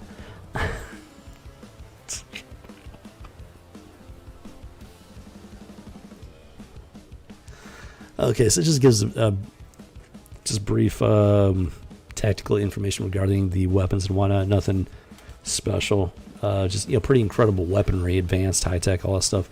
It's nothing to really write home about. What is this? Oh, wait a minute. Okay, so now it's getting into the actual like armor, the liquid armor that they wear. It looks like it's some sort of nanotech technology. Let's see what it has to say. Yeah, they do call it symbiote armor. Initial assessment of the symbiote armor began when Mother One joined. Of course, Mother One. Of course, it began when Mother One joined the other female character. Surprise, surprise.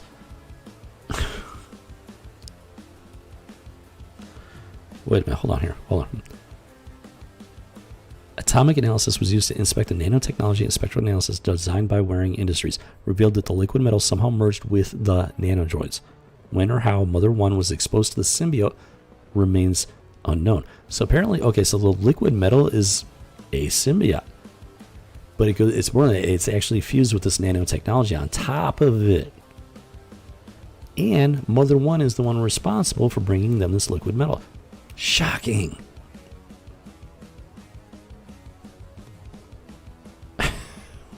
What? I can't. This is just. Are you kidding me with this? This is pre-divergence, but it's proof positive, 100% concrete proof that these people had their foot in the door prior to the Great Divergence. Earliest known Mary Sue found here in this issue. That is exactly right. It's like, yell from the top of the mountains. Rebel Squadron found it. Or no, House of G rather. Found it.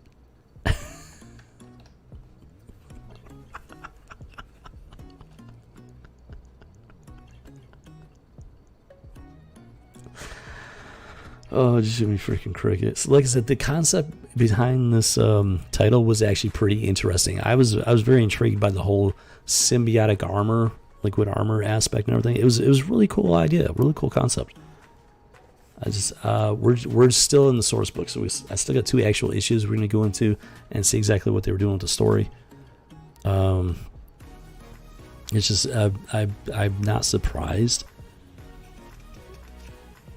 Not like surprise at some of the stuff, because it's pretty much to be expected at this point. But the fact that we have at this point confirmed the earliest known Mary Sue in comic books, it's an incredible achievement, let me tell you.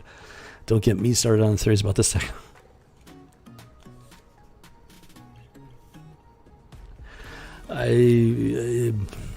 Well, you gotta remember, like Terminator 2, you had the T-1000 liquid metal, robot assassin thing. You got Mercury. Mercury is a liquid metal.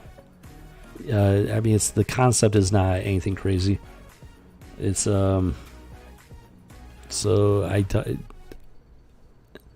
it's just any technology.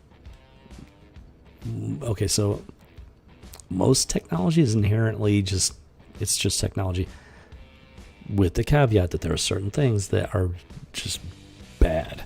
Cloning human beings, bad. You don't want to do that. Transhumanism, that is just bad technology. But by and large, most technology is not inherently like a good or bad thing. It's how it's used. But there are certain things like transhumanism that is inherently bad, inherently evil. There is no good application of that. But most of the time it's okay, so hold on. The term symbiote was coined by WIRAD. I don't know how to pronounce that. WIRAD. It's an acronym for this organization. The union of the technology in the metal with its human host appears to have no ill effects beyond the impractical gold skin that results from its presence. Unconstrained biometallic compound may actually... Okay, it depends on exactly how it's interacting with the human host. That's the key thing here. That's the key question. How is it interacting with the human host? I'm not getting the sense that it's altering their DNA. I'm not getting that sense. If it's just advanced technology where they have there are actual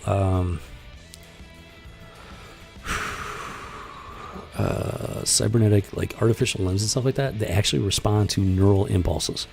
It's not a combination of the two.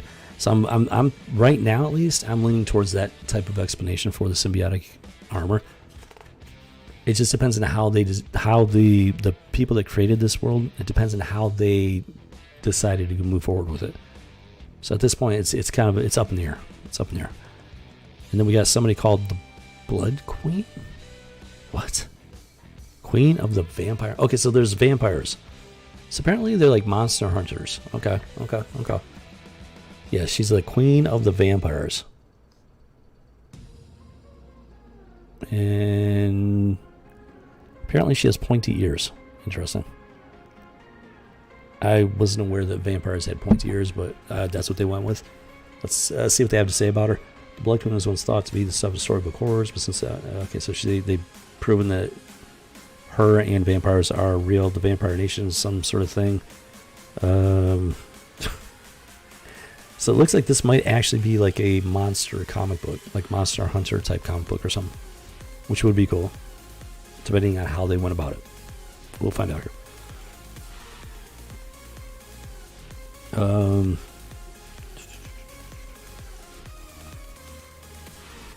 Trying to figure out. Okay, yeah, let's see what they have to say about her. Now she's superhuman. She's not, she's not like a normal woman, so she has supernatural abilities. That's to be expected. And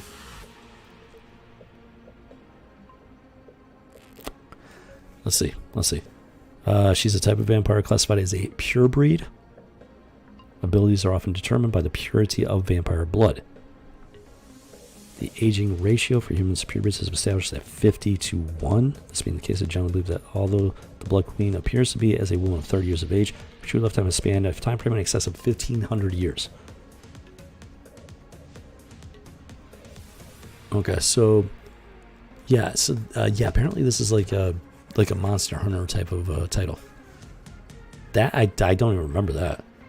Now we got a new character. Her call sign is Red. Find out more about her here. I think she's got pointy ears. She might be vampire. Apparently she's good at whatever it is she does. She might be a vampire hunter. Those look like vampire heads. Let's find out here. Personal bodyguard to the Blood Queen. So interesting. Yeah. Not really vibing with this at the moment because, she's carrying the heads of male vampires. And there's other female vampires behind her. So apparently this Vampire Nation is in fact a matriarchy. Now they are vampires. They're not humans, so... But I'm not vibing with that, so...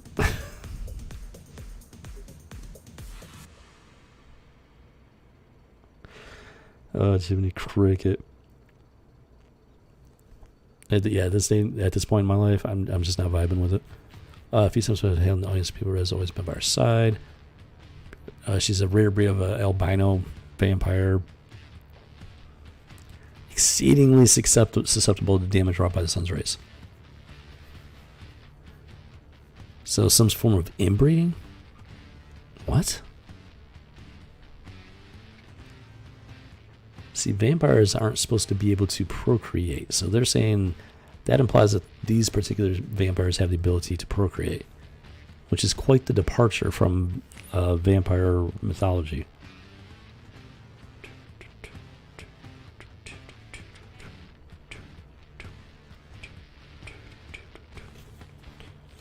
Okay, so this is an interesting point. Let me interesting little factoid right here. Let me get into this a little bit here before we move on. Trained by the Blood Queen herself, and this is in reference to this Red character. She's the head of the Vampire Queen's bodyguard, personal elite bodyguard. is something of a riddle as to why the Queen has not made a public kill in over 50 years. Popular belief says that the Queen has become too lazy to kill with her own hands, and where she has been rumored to draw blood, Red has actually been credited with the death blow. However, tongues speaking such remarks are tightly held in Red's company, for to speak ill of the Blood Queen will end in the death of a person in one's place. Honestly, it wouldn't be too surprising. It honestly wouldn't be surprising. I'm not gonna go dive into that one, but it's just, let's just say it wouldn't be surprising. Okay, what is this? Okay, his name is Beast Prince. I'm thinking vampire, but he's a very different looking vampire. They gave him actual bat features. I don't know if that's his normal look or if that's like some sort of middle transition look, or he looks less bat-like there in profile. I don't know. I did not even realize this was a monster hunting title. So that's a surprise. He's the current leader of the House of Tom. It's bitter to taste, so he does not like the Blood Queen. And his cousin, fourth removed cousin.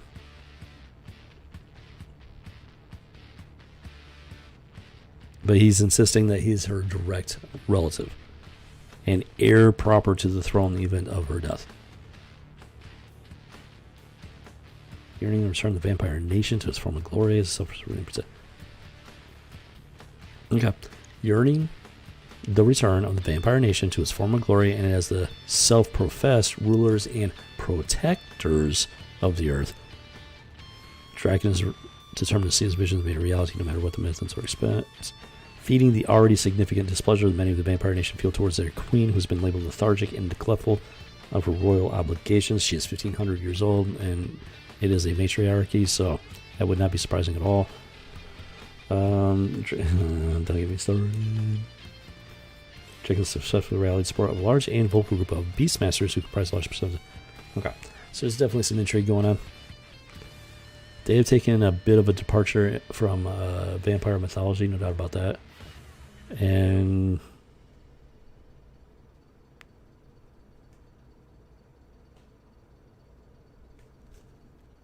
interesting. Okay, that's all it gives on him.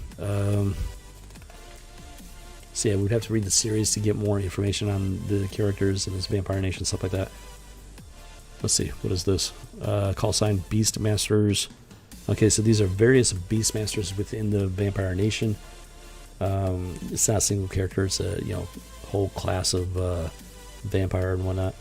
Take a quick look at least. Yeah, we know they're not too happy with the queen in general. All Beastmasters to date have been male. It does point out that fact. Curious indeed. Why would they feel the need to point that fact out? Hey, they're aggressively relaxing. So this video is not about Star Trek. No, it is not. It's like...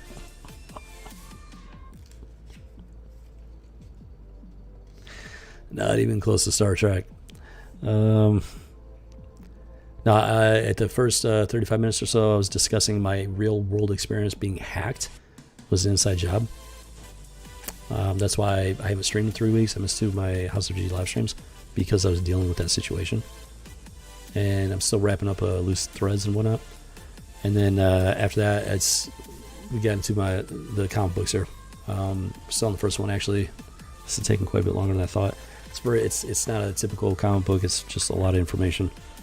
It's a source book for what works and everything. Let's see here. Yeah, so there's describing the vampire nation hierarchy and whatnot. And then this guy does not have a call sign.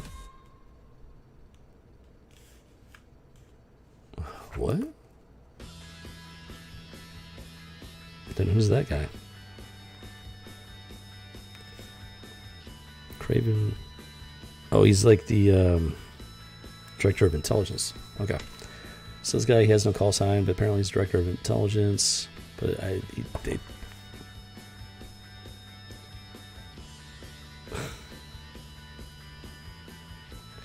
Interesting. Okay. Something to do with the Steam 7 Strike Force and whatnot.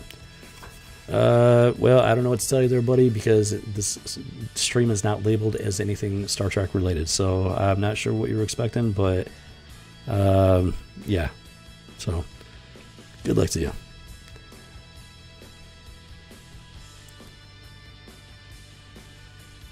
Yeah, that's about it on this one. Yeah, so as expected, is a source book. It's meant to read out as a dossier on these characters, which it is.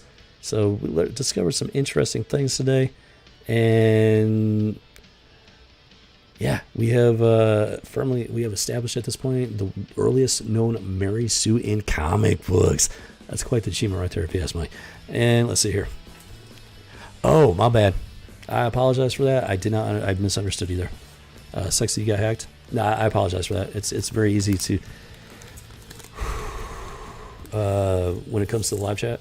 Especially, there's like a 23-second delay that I don't know where it comes from because I have a zero. The delay is set as 0. There shouldn't be any delay, but for some reason I have a roughly 23-second delay between me and the live stream. So I tend to get ahead of the conversation. See, I want to apologize for that. That's my bad. Sexy got hacked. Yeah, no, here's the crazy thing, dude. It was an inside job. I'm renting a room in a house. When I first moved in, 2 roommates, they were both involved in the... One of them moved out shortly after. The other one is still living here. Chew on that for a while. I'm still dealing with that. No, I'm hoping the worst of it's behind me, but... Like I said, this piece of shit is still in the house. So the loose threads tie up there. We'll see how it goes. It's going to take time. Hopefully get it resolved sooner rather than later, but... This is how stupid these guys. Hacking 101, you never hack somebody you live with. You don't do it. Because it is extremely easy to prove that it came from the inside. You don't do it. That's how stupid these guys are. Dumber than a box of rocks.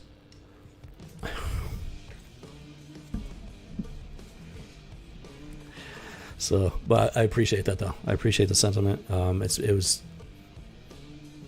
one of the craziest things I've ever experienced in my life. No doubt about that. And you want to hear the craziest part? They tried to blackmail me. This is my theory. Before I moved in, when I checked out the place, I told the landlord, I told this guy that I had a YouTube channel. And they were like, "Oh, that's cool. That's cool." This is my theory. The two that are involved, they were like, "Hey, this guy's got a YouTube channel. We can get money out of him." Inside job. They had access to stuff that most people do not have access to, and under the circumstances, they never should have had access to some of it. I'm gonna be doing like a series on stuff like this, hacking, including my experiences in the future. Hopefully, in the not too distant future. So stay tuned, because I will be going into more detail on it at some point. Like I said, I got some loose threads I got to tie up. Once I get that taken care of, then I'll start diving into it. And yeah, so this is my theory. They were like, "Hey, this guy's a YouTube channel." They realized they had a rare... Hollywood paints hackers as these super intelligent people. I'm telling you right now, the average hacker is an idiot. The average hacker is a dumbass. The key thing that they have is a lack of morals, a lack of conscience, a lack of morality, and opportunity. They have opportunity. That's what makes them dangerous. Not because they're intelligent, because they have no morals and they have the opportunity. Most hackers are dumber than a box of rocks. And these guys are proof of that. And yeah, so here we are. That's where we're at right now. So I appreciate the sentiment, man. I do. It's been absolutely one of the craziest things I've ever experienced in my life, to say the least. But like, hopefully, I'm hoping and praying that the worst of it's behind me and that this is almost wrapped up for good. Yeah, I bought these from Comic Book Shop and as back issues. They did the tape thing. This just drives me nuts. I hate it when they put tape on the bags. Dang it. I'm having trouble getting this one off. Come on. There we go. Okay. Oh, almost got it. Okay, we got it. We're okay. 1 hot second here. Boom, boom, boom. Let's go. Wait a minute. Boom, like that. Now we're going to move on to the next issue here. Yeah, we're going to look at Wetworks number 4. Now, I may or may not have additional What Works issues. I'm not sure. I haven't gotten into the rest of my collection yet. I've been working my way through part of my collection that it was they either needed bagged and boarded, or they were in like odd boxes and whatnot. They're not in like the usual comic book boxes. I may or may not have additional What Works. Right now I've got 4 and 5 besides this source book. So we'll see what we can glean here from this particular issue. Now, yeah, I did buy this from a comic book company. I don't want to... long time ago. Very long time ago. They stamped everything on the back there. Hi, Aggressively Relaxing. Glad to have fellow viewer. Hey, yeah. Feel free to chat amongst yourselves. I don't have to be a part of every single conversation. Just FYI there. But if it is pertinent, I'll definitely jump in there. So this is in pretty good condition, actually. Wow, I'm actually a little surprised. It's not mint. It's not like near mint, but it's actually pretty close as far as I can tell. No, this one survived a pretty good condition. So, yeah, okay. So apparently, What Works is in fact a monster hunting title, because the source book went heavy into Vampire Nation. So monster hunting in general, specifically vampires, it looks like. This is from November of 1994. This is shortly before the Great Divergence in 1995-96. Oh yeah, and welcome to the stream, Aggressively Relaxing. Sorry about that. No, yeah, Remy's my regular. She's here almost every single week, and not too many people join in on the live chat. So I've yeah, I'm not used to it yet. My other channel, my main channel, it's more common, so I'm used to it over there. Yeah, welcome to the House of G.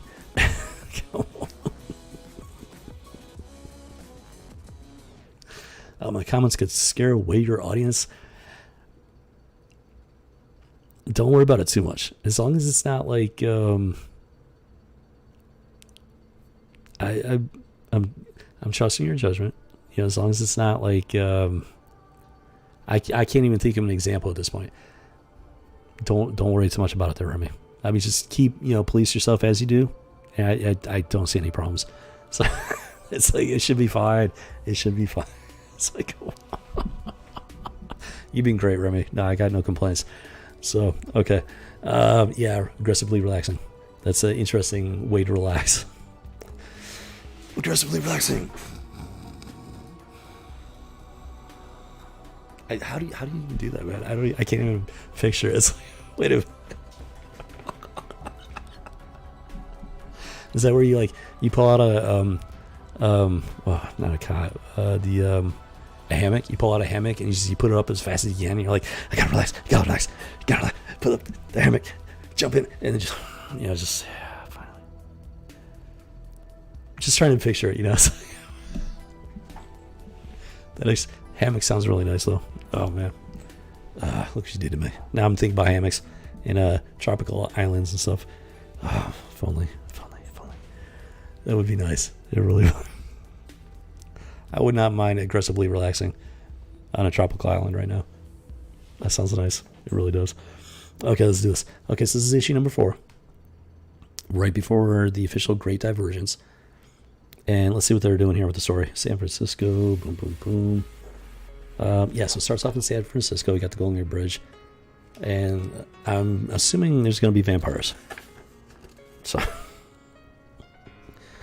Okay, one point, high quality. The cover is actually pretty high quality. The ink is nice.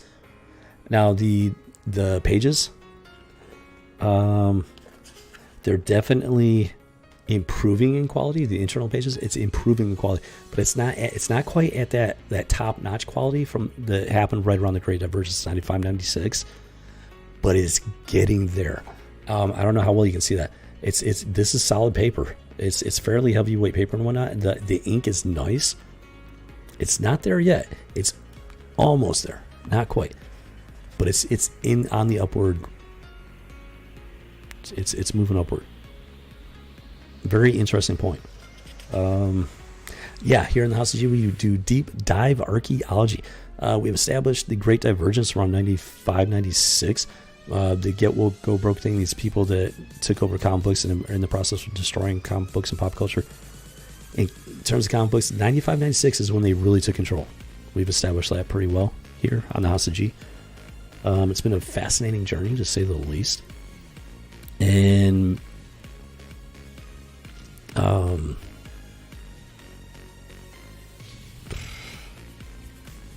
yeah, it's there have been so many. We've done so much deep dive archaeology on this. It's kind of hard to distill it down, you know. But yeah, 95, 96, Great Divergence, they took over. Before the Great Divergence, there were signs. The source book I just went over, there's some really good signs in there to prove my point. And yeah, we're painting a picture about the history of comic books and how we got where we were 30 years ago to how we got here today. And it's been a crazy journey, man. Discovered some really, really amazing things. Two crosses, it looks like. I like to analyze some of the artwork and read everything into it, including the kitchen scene. I know that much. And there's nothing inherently wrong with that. It's just no. I try to keep you on track when necessary. But other than that, it's not a bad thing.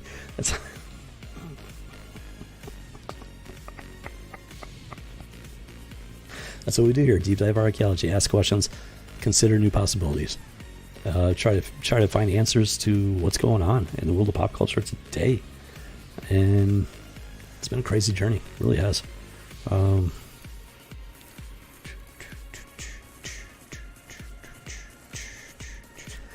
But it has been fun as well. Yeah, I was out for 2 weeks and I missed doing this so much. I did not realize how much I've become invested in these channels. And it's just like, I'm all in 110% at this point, you know. So thankfully, hopefully the worst of it's behind us on that and we can keep moving forward here. Let's see here. Okay, so City Below the World of Prying Eyes. So this is a subterranean structure or something like that. Get off my screen. Thank you very much. Okay. Yeah, hidden subterranean structure. Looks pretty advanced. And something going on here. I'm not really sure what yet. Whatever that is. Let's see if we can find out. Side effect of charging up my chi with practice. We can... Oh, wait a minute. Okay, so he's charging up his... Okay, so this is issue number 4. There's been some stuff going on in issues 1, 2, and 3. Somebody got injured. There was a fight. Somebody got injured. Okay, hold on. What the what? What is going... Wait a minute. Okay, the picture's a little confusing, but I'm not going to dwell on that. Let's go ahead and move forward.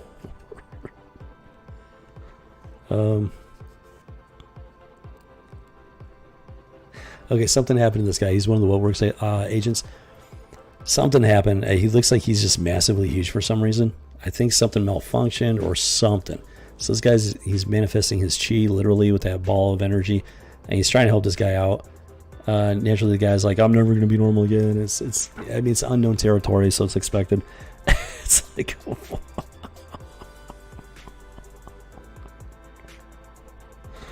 oh, Jiminy Cricket. Okay, so yes, this armor, it is a symbiotic armor. It seems to be like semi-intelligent. It's fused itself with this advanced nanotechnology on top of it.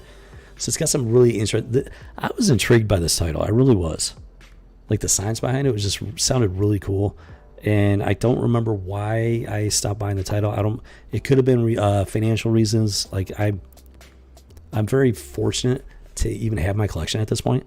I have a fairly nomadic life. I've been across the country, halfway around the world. I'm just grateful to even have my collection. It's like, holy crap. So there have been numerous times when I just wasn't able to buy comic books. So that could be why I stopped buying them. I don't remember. I just don't remember for certain.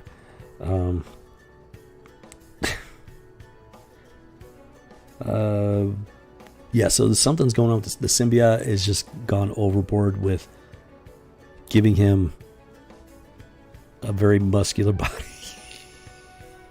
It's like semi-sentient steroids that just it's going gung-ho trying to do its job. Poor guy, man. That would suck so bad. It really would. But yeah, his body is so he's got so much body mass, it's like pretty much crushing him, very slowly crushing him to death on top of everything. So they're desperately trying to figure out a way to fix his situation.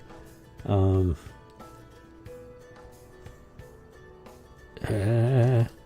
I'm trying. I try to just skim through the issues and everything. I'm not looking to read them word for word and whatnot, just to get a gist of the story, to discover like little pieces of information that are relevant to the overall picture that we're painting here and whatnot. So, yeah, it's just, yeah, that's basically the format that we're working with. And let's see. That source book has some interesting information, to say the least. So we got the one chick. Was this Mother? I think this was Mother 1.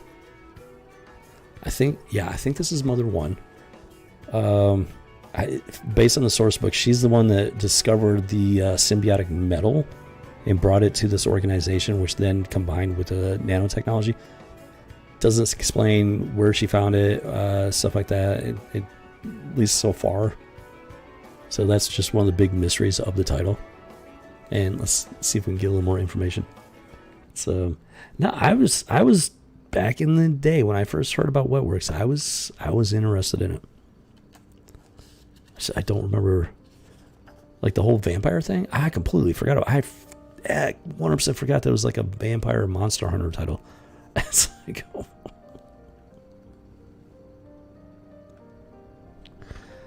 oh, Jiminy Cricket.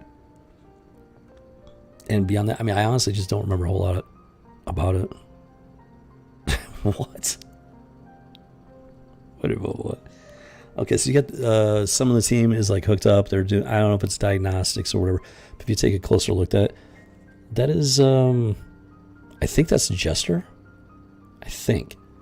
And he's got Claymore strapped to his legs, face towards the enemy.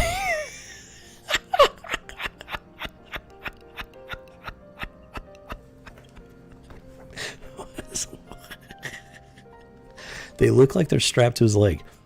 So I'm wondering, does he, like, if he's like up close to an enemy and he wants to like take him down hard, does he, those claymores strapped to his legs, does he like explode them while they're still strapped to his legs? Because the armor protects him. The symbiotic armor, is it strong enough to protect him from the blast of 4 claymores strapped to his legs? That's crazy. What? That's my guess, at least. And if that's the case, I mean, that's hilarious. So that's just creative. That's creative right there. You know, I mean, it's great. I love it. It's like, this is 1994, ended 1994, right before the Great Divergence, when they still had creative people in working on this stuff. Okay, so yeah, not a whole. There just seems to be a lot of talk about the fighting vampires, and they're doing diagnostics, and the one guy is like malfunctioning pretty badly.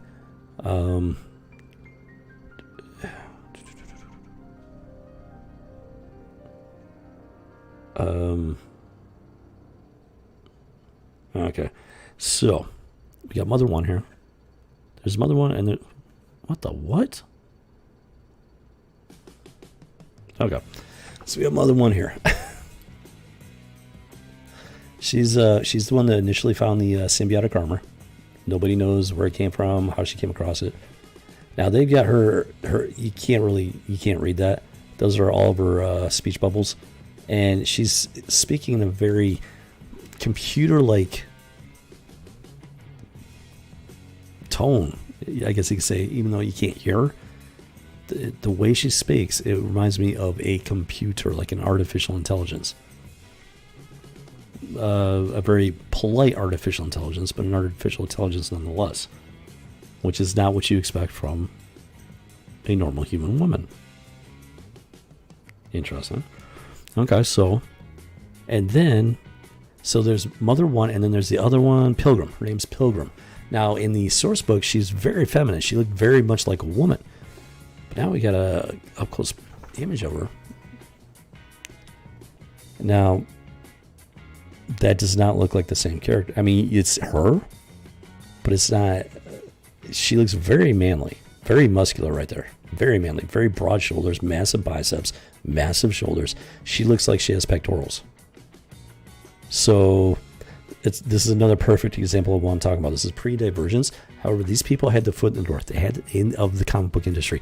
They were just waiting for the opportunity to take over. Something happened in 1995, 96, and enabled them to completely take control of the comic book industry.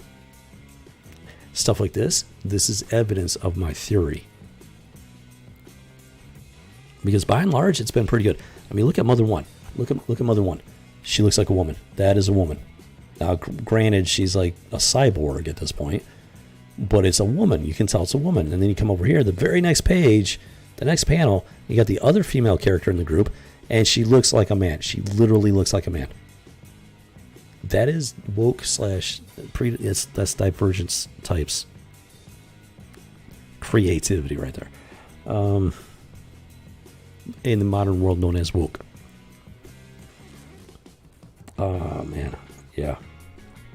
And it's just another piece of evidence that supports the theory here that we're working with.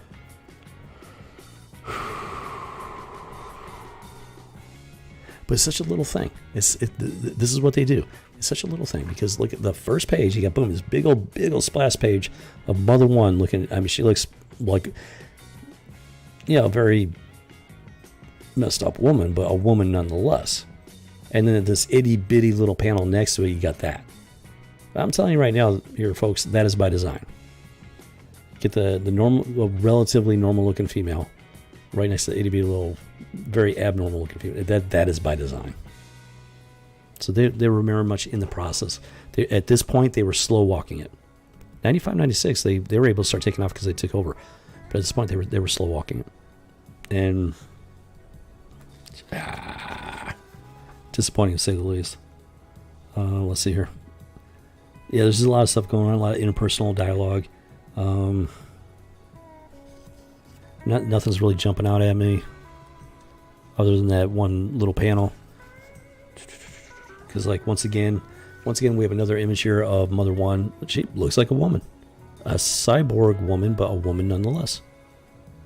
So, yeah. They had their foot in the door.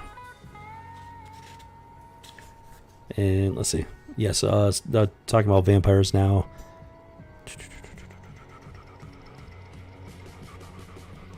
Nothing really jumping out regarding them.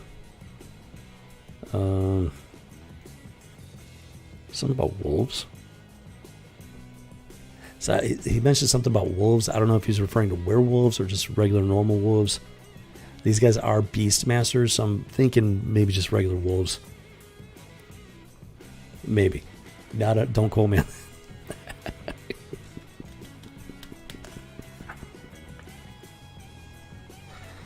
Mother Murder. What is that? Wait a minute, what?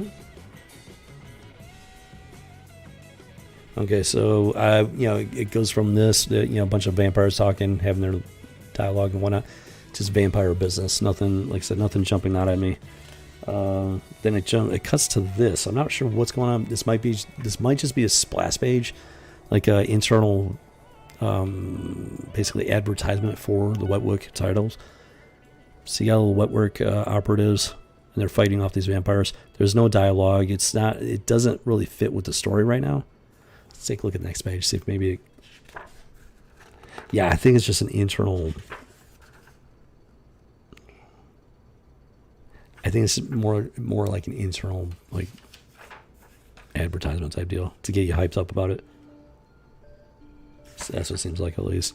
And then it jumps right back into the vampire discussion and whatnot. Let's see.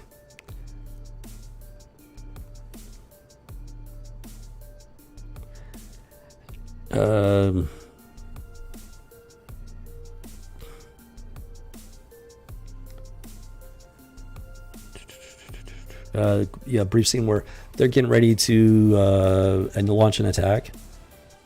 And they have this symbiotic. See, their symbiotic armor has this like almost like a telepathic link almost. So they can communicate wordlessly without using words or hand signals. But he's still using his old military hand signals to be like, okay, move out, whatever, stuff like that. Old habits die hard. So it's just an aspect of the characters and whatnot. It's a nice little bit of character development. And so they launch an attack on these vampires. Who is that? Okay. Yeah, so they're launching an attack on these vampires. These are the same vampires that are having their meeting right now. And then this guy is part of the meeting. I don't know who he is. He looks like an old circus strongman. I don't know if he's a vampire or not. He looks like something out of Barnum and Bailey's circus. It's like, how old is this guy? Or has he just got that? Is that his style? He's got the curly handlebar mustache and whatnot, and then he's got the strongman physique along with the bald head. It's a very interesting look for the character. It makes me wonder: is he old? Is he from that time period? I mean, he doesn't look like he's a vampire, but is he something else? Like that's a long-lived? Is he find another way to just extend his life beyond vampirism, or I don't know. It's a intriguing question, just based on the look of the character, the design of the character, and that is good character design right there.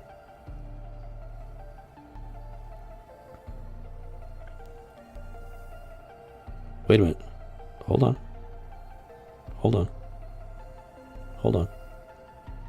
Okay, so according to the source book, there are different levels of vampires. There are pure breeds that are 100% vampire, and then there are it's according to their blood. Their blood is diluted, which makes them, they're still vampires, but they're not pure breeds. They're different types.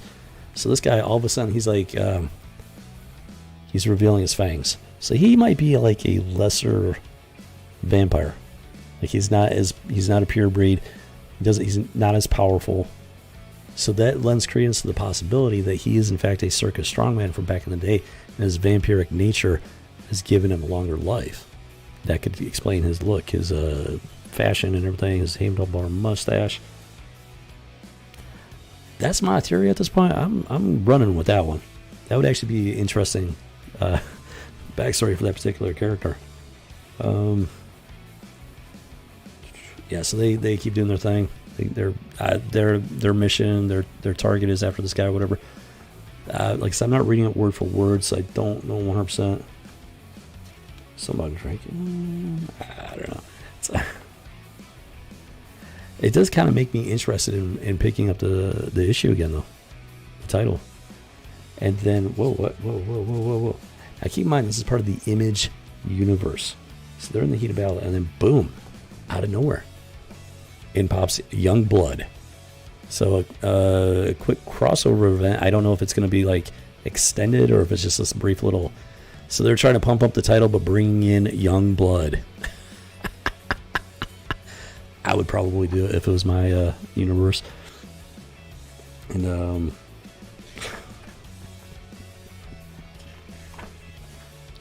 that's how that issue ends. That's a nice little ending there. Okay, not bad. Okay, first impressions, not bad. I think the fact that it is a monster hunting title, I think that surprised me back in the day. I had no idea. All I knew was like, you had the golden symbiotic armor and everything. I was intrigued by the science fiction aspect of it. That could have had something to do maybe with why I didn't keep going, because I was not expecting the monster hunting side of things with the vampires. I just wasn't expecting it.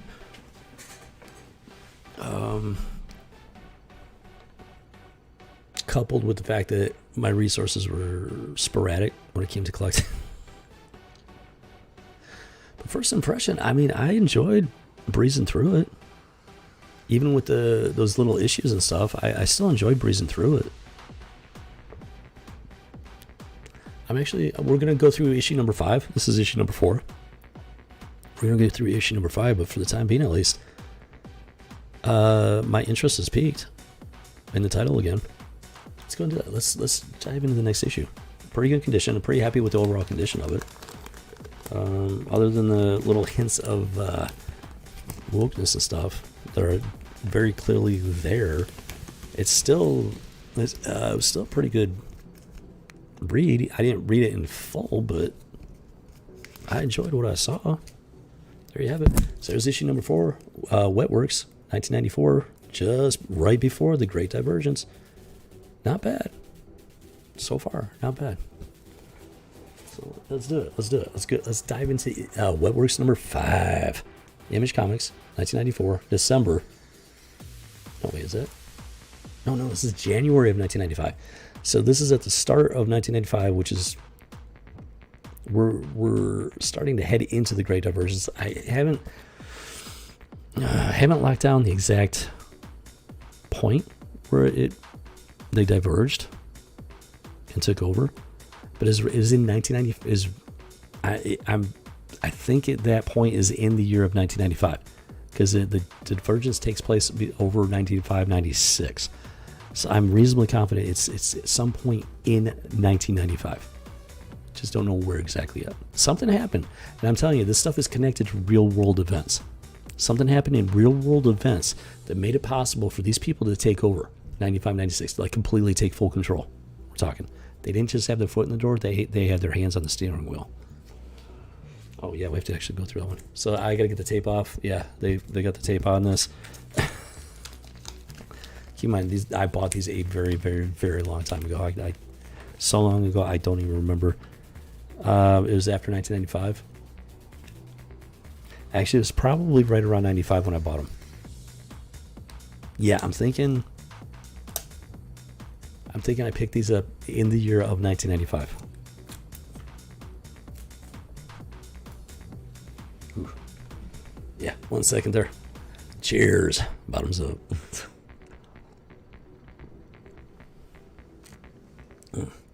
Okay. So far, it's been a good one. Definitely been a good one. Okay, let's see here.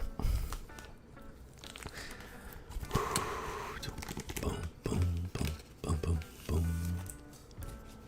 Okay, let's see what kind of condition this is in. Wow, pretty good condition. A little surprised. Yeah, Image, Wetworks number 5, January 1995. Come on, focus. Cooperate. Why are you not cooperating? It's still focused on me for some reason, even though I'm like barely in the picture. Come on. Come on, focus. Okay, well, it's not cooperating. But yes, that is January of 1995. All right, let's go and take a look at it. They're fighting Vampire Nation invading this meeting or something. Oh yeah, Youngblood jumps in.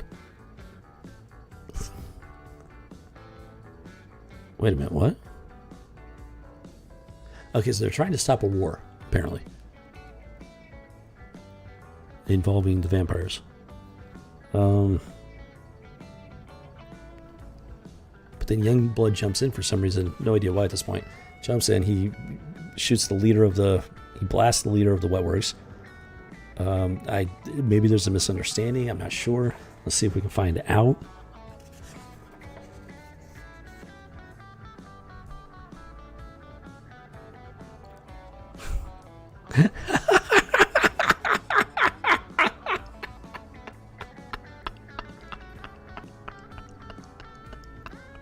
So there's this one member of Youngblood.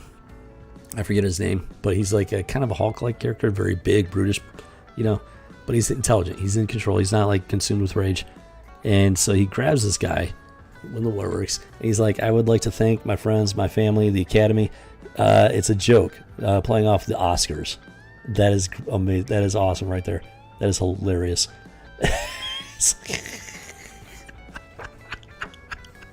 Let's see. I always wanted one of these. I'd like to thank my Aunt Emma, my co-stars, and all the members of the Academy. He got himself an Oscar, a real live living Oscar.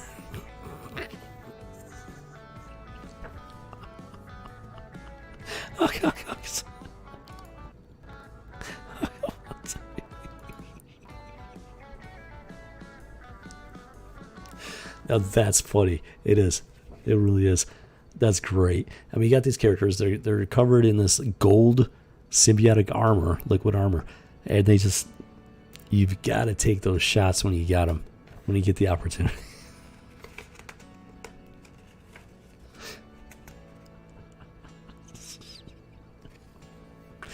That was great. That is comic books right there. That is comic books. So yeah, Youngblood is attacking for some reason. Yeah, apparently there's a lot of confusion going on as to why they're attacking. Wetworks is trying to stop some sort of vampire war. The one guy from Youngblood, he's actually questioning the only thing. Like, he's like, this stinks. His gut is telling him that something is off here. So,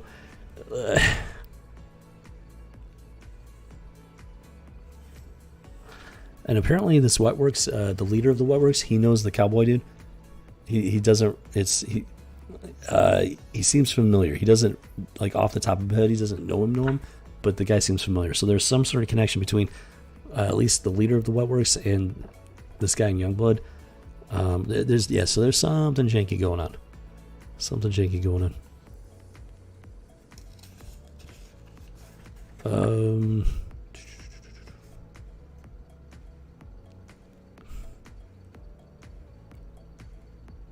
Let's see. Hold on. Yeah, so they're looks like Youngblood is trying to jump out. They came in, they attacked. Now they're trying to leave. They're trying to escape. I don't know if their mission just went sideways, and it's a tactical withdrawal or what the deal is yet. So interesting. So yeah, apparently Youngblood. Okay, Youngblood bails.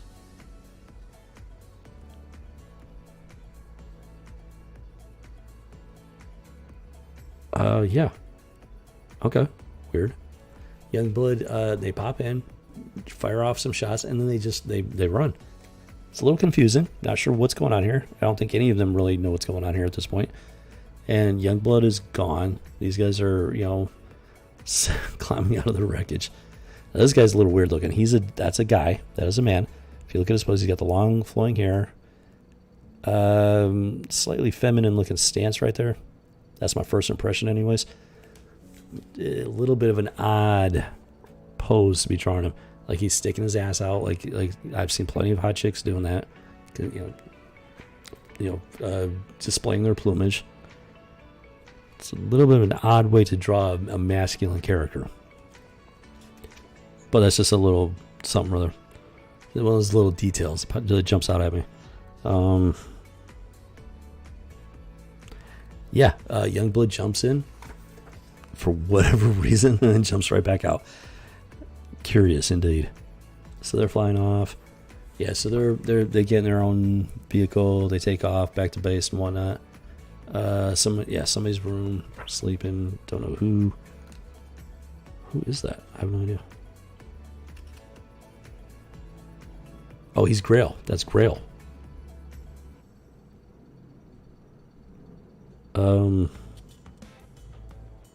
Okay. Wait a minute. So this looks like it's a bit of character development. So this is Grail. He's going to this house. He sneaks in, breaks in, and he's sitting there just watching this woman sleep. Apparently that's his, I don't know if it's his wife. I think that. Yeah, okay. It looks like that's probably his wife. They both got a ring. She thinks he's dead, I guess. Interesting. Hold on. Wait.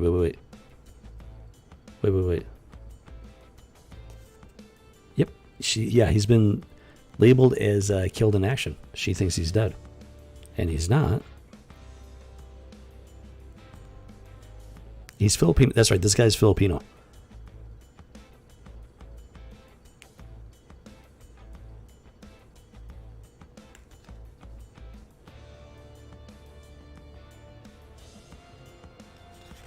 Wait a minute.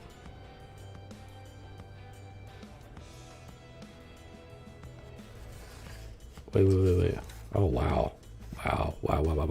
Okay, holy crap. So this is okay. This has turned out to be a better title than I remembered it. I didn't really remember much about it, but okay. See how this guy, he's alive, but he was labeled as killed in action. The letter is from his parents. They're like, we're sorry to say that he's, been killed in action, whatnot. So he's able to change his skin color apparently. So he makes it blue. She wakes up and she sees him. He doesn't say anything. He doesn't say where he's basically trying to pretend that he's like a ghost. He's like visiting her in the middle of the night That's what he's trying to go with here. He doesn't say anything. He reaches out to her. She's like, she recognizes him. That's her thought to be dead husband. And like his intention was not to reveal himself. She just wakes up. He couldn't help himself. He went to visit her to watch her in her sleep. She wakes up. And he gives his skin that blue glow, the blue hue and the glow and everything because of his the symbiotic armor. No, he's able to do that, I guess. They just sit there staring at each other, watching, looking at each other.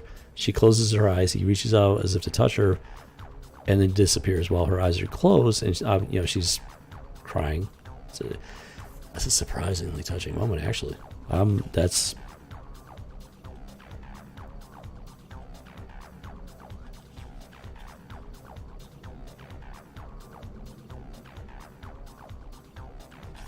Wow.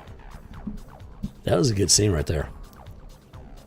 That was actually a really good scene. A good bit of character development, and it just socks you right in the gut, and then it jumps to back into the manly, masculine side of things. I'm gonna say that was well done. I'm a little surprised at how good this title seems to be going.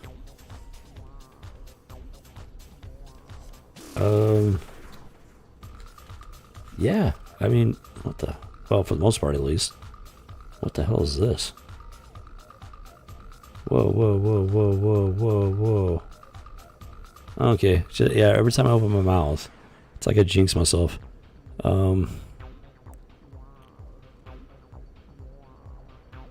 Okay, so we have vampires, and we now have confirmed werewolves.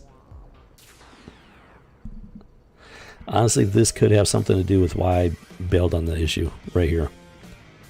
Because this was just like... This is where it starts to get weird. And I mean weird.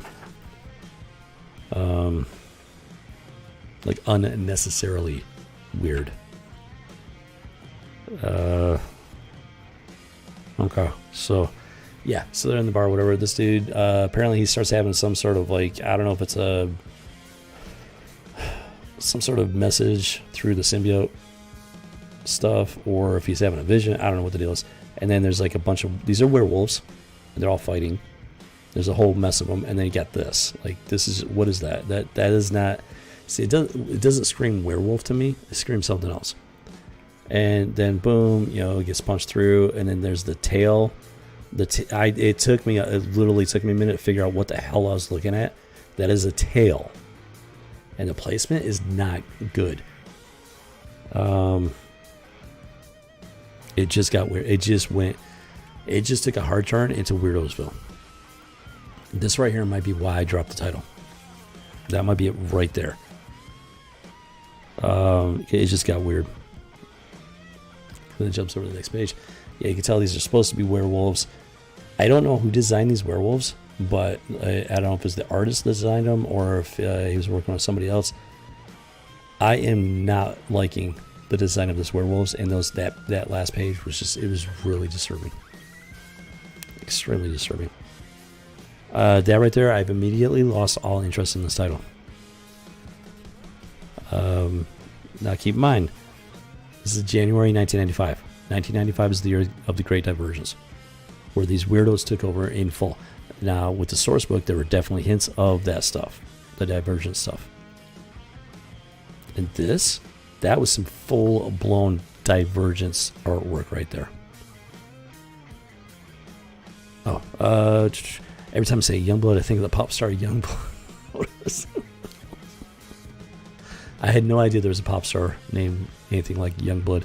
Check out one of his videos, Scary Man Scary. Copy that. Yeah, I'll have to do that. Hard turn to Wilsville, Lamau. That's exactly what tell me I'm wrong. Can you look at this and tell me this is not freaking just weird? Look at that and tell me that is not hard turned to Werewolvesville. Those are supposed to be werewolves. They look like men with a tail coming out of his booty hole. I mean, that's just gay right there. That's straight up gay right there. I'm sorry. Not sorry. That screams just homosexual. Some sick and twisted homosexual fantasy. That's the definition of Werewolvesville right there. That right there is, I'm fairly confident at this point that right there is why I dropped this title. It was just no. Even back then, it did not resonate with me. It was just fucking weird. So in your face. I could not reconcile with that. Like right now, I'm just, it's just, holy crap. I take it back. So yeah, I'm no longer interested in this title because of that one page right there.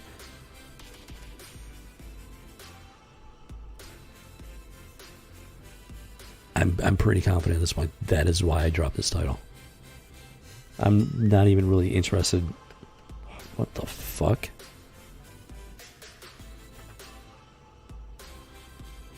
Yep, I can pretty much confirm at this point. This right here is why I dropped the title. See, then you go to the next page. Yeah, they're still fighting. That's just a weird ass fucking image right there. Very fucking homosexual.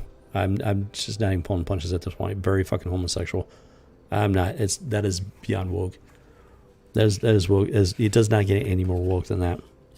And then you turn the page again, and so something going on here. I'm not even reading it at this point because the pictures tell you everything. So I think that's vampires. Yep. These are back to the vampires. Like, what the fuck is this? Those are male vampires, almost 100% naked. Like, what the fuck is this? Image, what the hell were you thinking? I'm telling you right now, this is why the title failed. It's vile. It's fucking vile. That is softcore porn. That is softcore porn. That is why I dropped this title. I can tell you that right now. Even back then, I wasn't having it.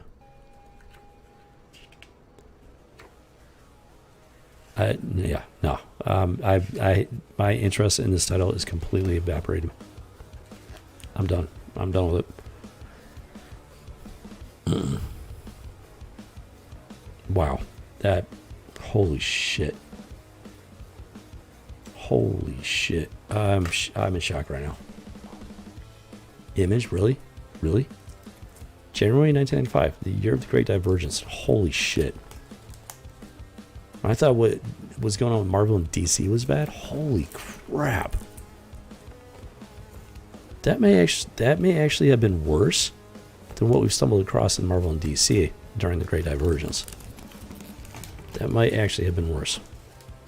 Like, it's just vile. What we just looked at was the definition of vile and disgusting.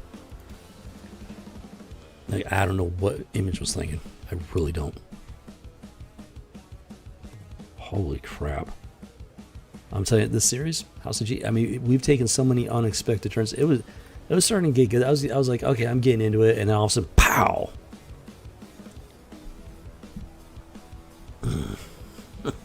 No. Oh my goodness, are you kidding me with this? That was just gross. Gross. Who the hell proved that? Who the hell looked at that and thought that was a good idea? Because it wasn't. Don't touch this title, folks. Don't touch it. Do not touch it. The potential that was there, the technology of the armor, stuff like that was interesting. But they blew it. They blew it big. I understand now why this title failed. It's not a mystery anymore. I understand now why I didn't continue with it. That is no longer a mystery. It's just vile. Seriously. I'm trying to think, like, of the Marvel and DC stuff. There was some pretty janky stuff there, but it wasn't like this.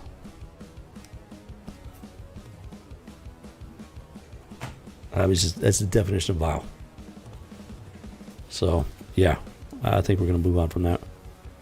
I like, seriously, no, that was legitimately disturbing what I just looked at. And yeah, we're moving on here. So wow, I'm shocked right now. Holy crap. Who knew, with 2020 vision added, not the mix blinders off, hits us in the face, in the mix vampire robots. I don't care. No, the vampires are not robots. The vampires are organic beings, supernatural. Yeah, there's no technology involved there. The technology is on the human side of things. Yeah, I don't get it. No, it's the symbiotic armor is human. They have a symbiote. It's used by the humans to fight the vampires. The vampires, they're not robots. They're just organic supernatural beings. And I did not see. I was way so glad. Yeah, I ain't freaking gay. Just straight up fucking gay. That was. Oh, sorry. Last issue. No. It's all good. Don't be sorry. I know you got stuff going on. If you could, I can't describe it enough. I don't want to. So funny concept. I'm not sure what you mean by that one. Wow. Yeah, that was just, holy crap. That's not what I was expecting. That's my constant, like, I'm constantly vigilant for it. But you still don't expect it coming. When you turn the page and there it is, it's still freaking just boom. Oh, vampire robots. I don't know. No, they're not. Yeah, the vampires are not robots. I step back in on the gay part. Yeah, they're werewolves and vampires now. And that was just straight up freaking gay soft porn. Is what that was. Oh, that's not even subversive. That's just in your face. Like, I'm not even hiding it. That's just pow right in the face with it. Like, holy shit, are you kidding me with this? The only reason I'm not going to burn that issue is because it's evidence. It is evidence. Historical evidence in terms of comic books and pop culture. And everything's fake. Yeah. So much. Yeah. No, I know what you mean though. So much. Yeah, I know what you mean. In general, not everything's pink. I'm gonna wear pink hair, and I will not wear pink. There was a time I considered it because I was a brainwashed feminist male for part of my life, and I considered wearing it, but I never did. Not that I remember. No, I think I did have a pink shirt, button-down shirt. I barely ever wore it, but I did wear it a few times. Thankfully, it was very short-lived. A pink pope? I haven't seen that one yet, but I wouldn't actually be surprised. Okay, we're going to go. I'm going to try and burn those last few images out of my brain. We're going to move on to Ultimate Captain America. Now, this is issue number 3. Let's go ahead and, yeah, this tape is like, let's get this tape out here. Come on. Okay, that's going to have to do it for the time being. Okay, let's go and check out the condition of this and whatnot. The air literally gives. Well, I mean, you've got to understand biology and in order to understand that concept. Testosterone. I talked about it earlier in the stream. Testosterone. Women have this much testosterone. Men have this much testosterone. It's a huge, massive difference. Huge, massive difference in testosterone. If you deprive a man of his testosterone, and you can do it, they're doing it. There's an overabundance of estrogen in our food supply. Red, white, and blue. Sometimes for me, you come up, you throw stuff out there, and it catches me by surprise. I'm not even sure. What? But yeah, if you deprive a man of his testosterone, he starts acting feminine. He can actually develop feminine features. That is a problem.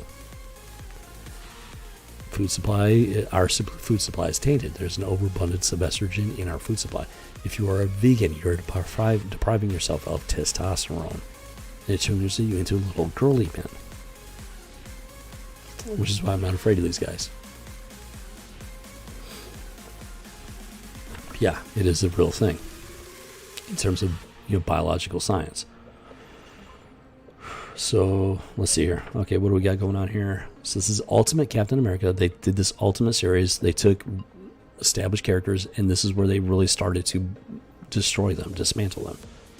So this one's not going to be as old.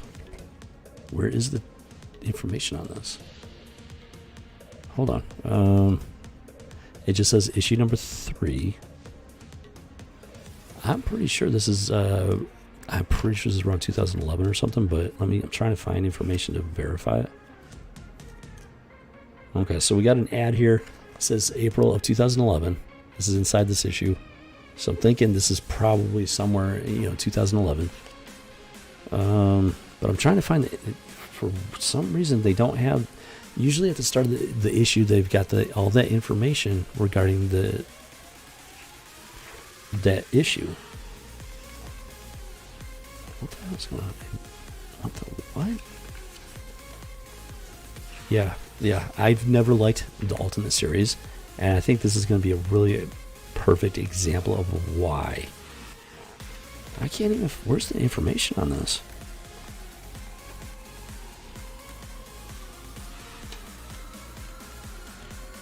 They don't even have the. It's in the back. For some strange reason, it's in the back. This is issue number 3, Ultimate Captain America, May of 2011. So this is way, way, way after the Great Divergence.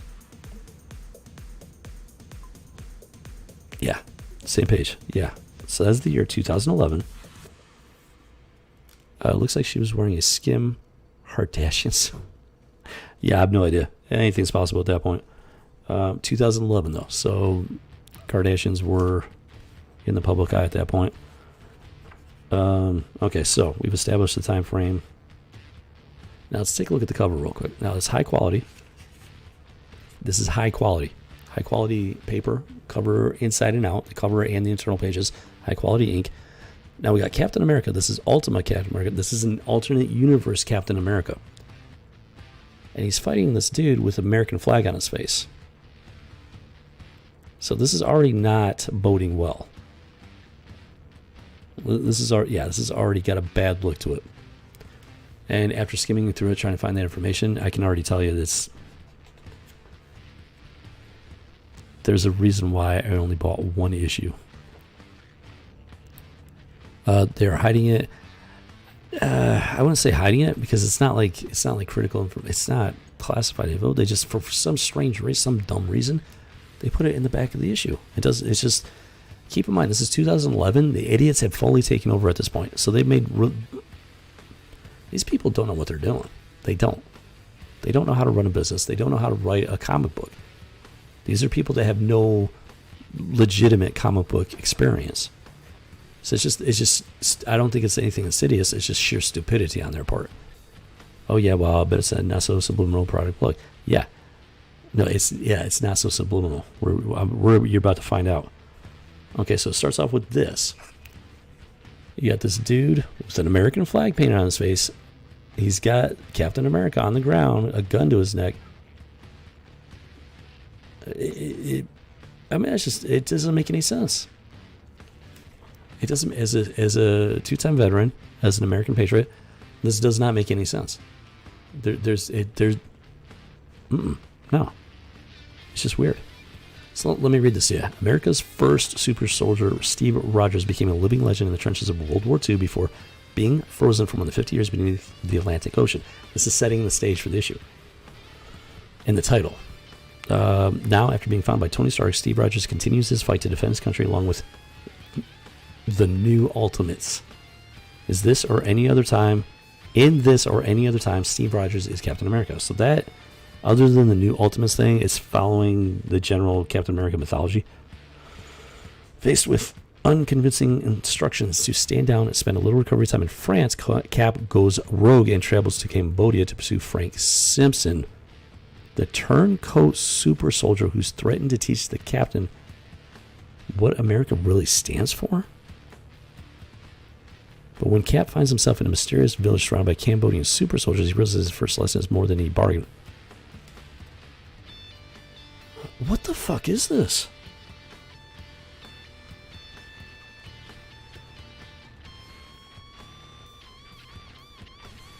Turncoat super soldier?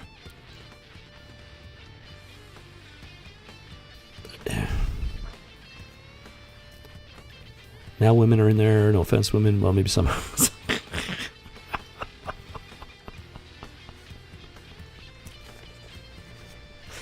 I'm not sure what you're referring to, but I think I get your drift there, Remy.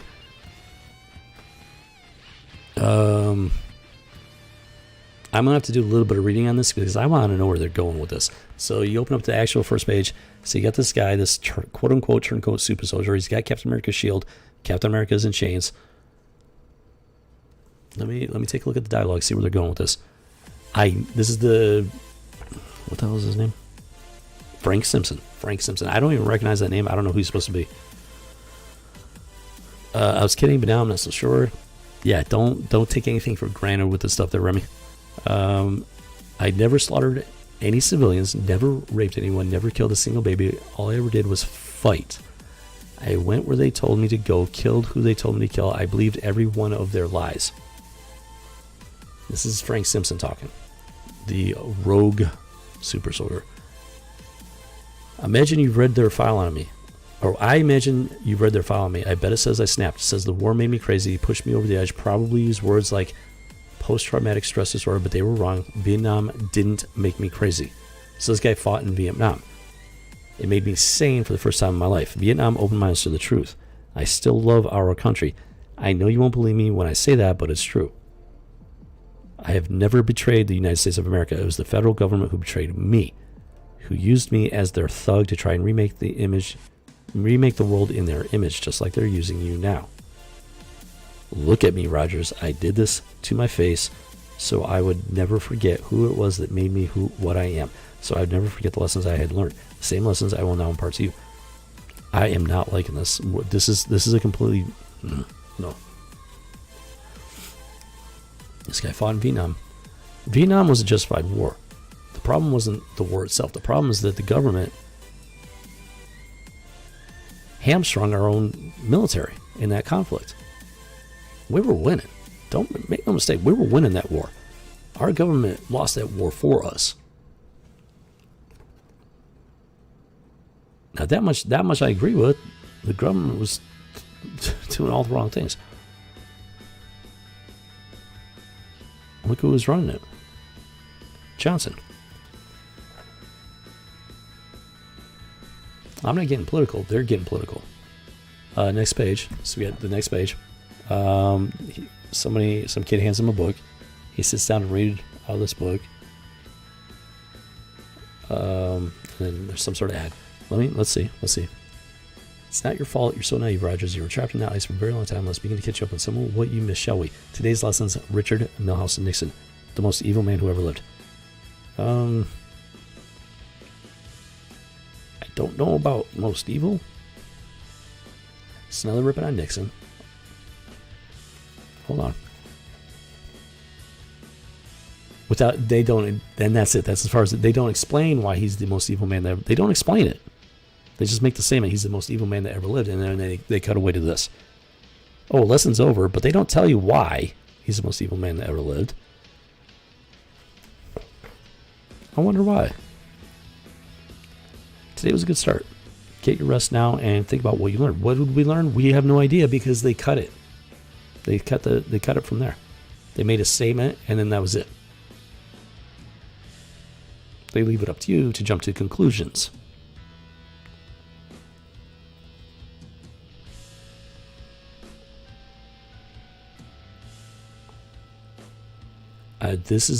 This is starting off just very insidious, to say the least.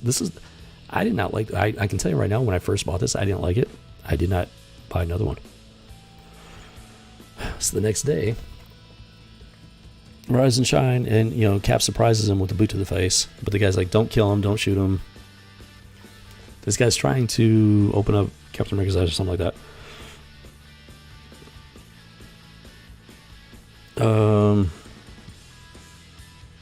Apparently this guy, he has a village full of child soldiers. I'm not understanding that at all.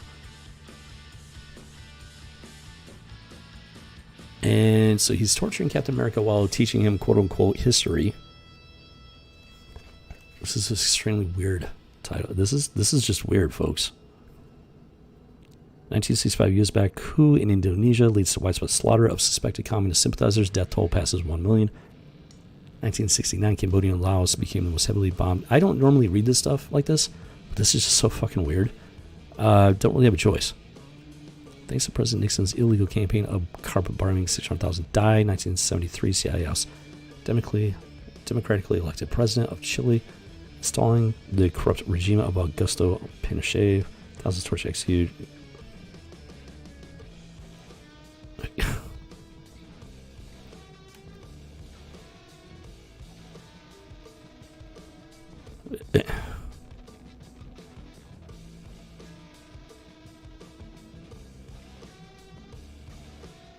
This is a straight up just. Are you kidding me?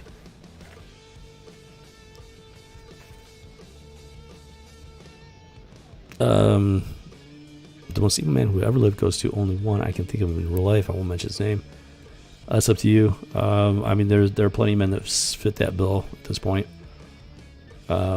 Sit there and say that there's only one most evil man. I don't agree with that sentiment. There's been a lot of evil men. There are good men and there are evil men. There have been a lot of very evil men. Okay, so he's just straight up torturing Steve Rogers. So he's not trying to convince him. He's trying to brainwash him. If he was legitimately trying to get through to him, he wouldn't be torturing him.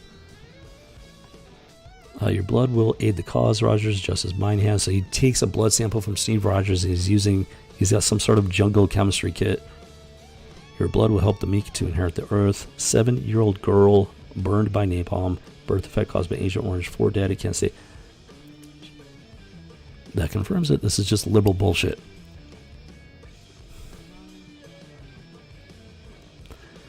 This is leftist liberal bullshit propaganda. And I'm not surprised by it. The only thing that surprises me is they're not even hiding it. This is supposed to be an alternate universe Captain America, and they took it as free license to completely push this leftist liberal bullshit propaganda, disguised it, not even disguised, as alternate reality storyline. Has anything about the Free Terror Agency story has been in their hands? It sounds like they're gruesome stuff. They're definitely going for shock and awe. Because look at this. Look at this. Shock and awe. That's Captain America bound. Eyes are forced. Shock and awe. They're trying to shock you into believing that this is truth.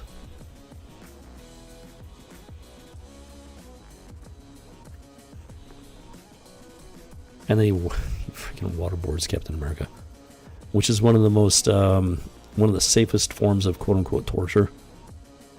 It doesn't hurt. The only way, it doesn't last long. Most people that undergo it does not last long, because it's literally designed to trick your brain into thinking you're drowning, so you break very quickly. Does not cause permanent harm. It's more psychological than anything else. Just keep telling yourself waterboarding isn't torture. Oh, and they literally say it. They literally say, just keep telling yourself waterboarding isn't torture. Like, what? This is a full-on attack on America. They're not even. This is full-on leftist, liberal, communist propaganda bullshit. Okay, Ultimate Captain America #3. This is This is communist propaganda. This is communist Nazi propaganda, all rolled into one. They're not even hiding it at this point. 2011, they're not even hiding it. And they had to do it as an alternate reality in order to keep from really, really pissing off the fans. At that point, they were still trying to do it in parallel. Wow. The only thing that's surprising, I mean, they're not even no holds barred. They're not even trying to hoodwink you. It's just in your face. Double, triple you, and what the hell? Wow, thank you very much for that sentiment. Sunscreens are from Holy crap. What?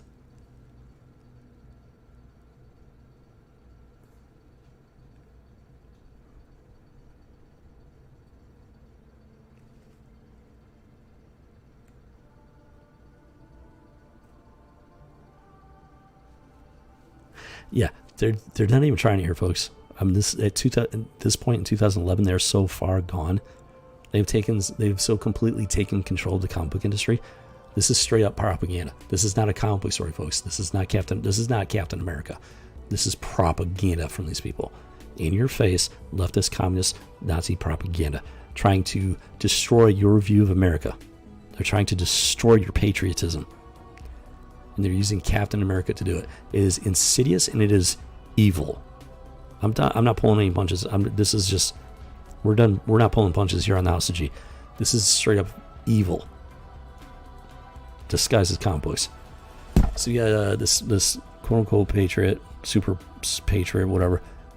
They capture 2 S.H.I.E.L.D. agents. They're actually there to rescue Captain America, but they fail. So this dude's all like, yeah, what were you going to do? You're going to kill us all and blah, blah, blah. So he's losing his mind. He shoots the guy in the head, point blank, cold-blooded, shoots the S.H.I.E.L.D. agent in the head.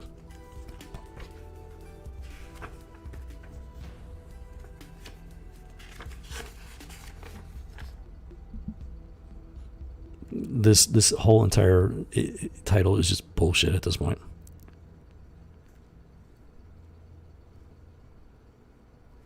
And then he takes the other S.H.I.E.L.D. agent, pulls out a knife, kills him by gutting him.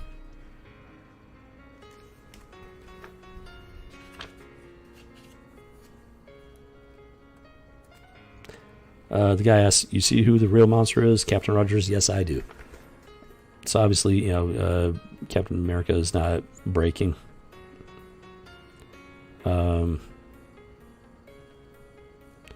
he dumps the bodies of the S.H.I.E.L.D. agents in the pigsty, literally, along with Captain America, who's still alive. And what the fuck is this supposed to be? He'll be dead soon if you keep this up. We've taken 8 liters of blood from him since he came here. I don't know how he's not dead already. He can't die, not until he sees the light. Listen to me. What we are doing here is great work. Some weird doctor dude. I have no idea who he is, where he came from. You do not need this man's validation. This dude, you understand, the scientist, doctor, whatever. I use the terms loosely. I understand that you are losing your grip and that your army is growing restless and terror fighting this man for what they see as no good reason at all. You will not break him. That much is obvious. But if he does not die soon, he will most certainly break you.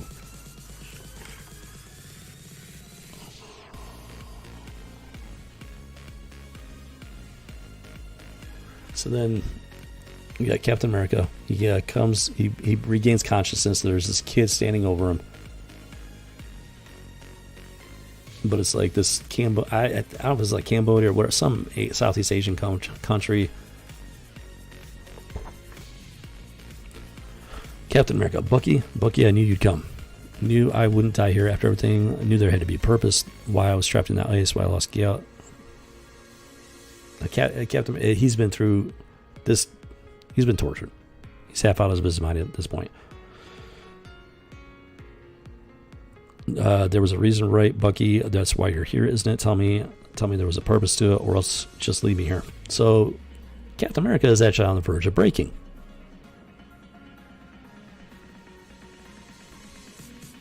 Questioning whether or not it was worth becoming Captain America and fighting for his country. That's what they're saying. And then he's like, Bucky, and then the kid is all like, do you know the one they called the Justin Bieber? That's the kid's response. He's curious about Justin Bieber. Really?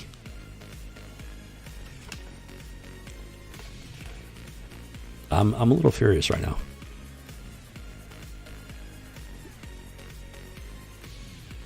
What the hell? What is even happening?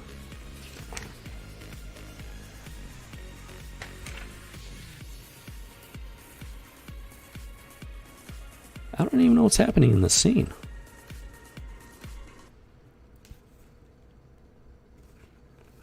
This is how disjointed it is. I don't even know what's happening. So this guy, the quote unquote rogue super soldier, he's popping pills, and they're red, white, and blue. And he picks up a gun, and then out of nowhere, Captain America lunges at him. Don't ask me what is going on because I can't tell you. I think the explosion is just him pistol whipping Captain America. This is really bad artwork, folks. Puts the gun to Captain America's head. This is just all around. It's just a bad comic book. Just because you couldn't make him see the light, it doesn't mean you're wrong. It doesn't. Captain America lunges at him, puts the gun to his head. You are nothing if not persistent, Rogers. I will give you that, but my patience has finally run out. I'm sorry. Okay, so I think Captain America woke up. I don't know, whatever. I don't even care, honestly. Goodbye, Captain America. It's been a pleasure. What?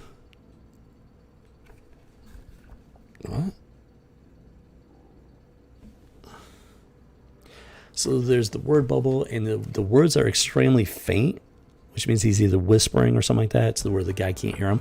And the guy's all like, "Are you praying?" He's asking Captain America, "Are you praying?" So but here's the thing: they don't answer the question. It goes to the next page, and it doesn't answer. "Are you praying?" But he doesn't answer the question. In 5 minutes, when I come back in here and you're still kneeling there, babbling like an idiot, I'm going to walk over and put a bullet in your brain, and then you'll die knowing everything you ever believed in was a lie. So he's about to shoot him, but then Captain America's possibly praying or something, but doesn't confirm that, and that is on purpose. Make no mistake, that is on purpose. And the guy's like, "Okay, well, I'm going to come back 5 minutes and then shoot you then," which doesn't make any damn sense. Disgusting. Isn't this crap present in video game scenarios? I don't know about that. Yeah, it is actually. Maybe not as in your face as this, but it is there. Also, cray. Yeah, this is freaking nuts. I was expecting this to be bad, but this is off the charts there, Remy. I mean, this is off the charts. This is straight up propaganda. This is not a comic book story, Remy. This is propaganda, anti-American propaganda. So strange, almost like based on a true story. They're drawing from personal experience in terms of breaking down America, an internal attack on America, our history, our patriotism, our values, everything. This is a full-on assault on what America stands for, and trying to rewrite history. Holy shit! I knew this was going to be bad. I had no idea it was this far gone. Captain America he's thinking to himself, "I'm not going to beg and not anyone, not even you. I will fight this man with every last ounce of life in my body. I will die if I have to. I just want to know that there was a purpose to all of it." So here's the thing: Captain America is still being Captain America, but he is questioning it. He's like, "I just want to know it wasn't for nothing."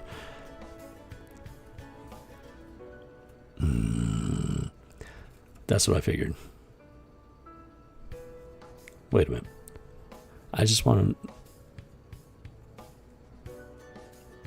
So he looks up at the door, then looks down. He's like, "That's what 1 minute, Rogers. You God better hurry it up. My name is Steven Rogers, Captain America, the greatest hero who lived."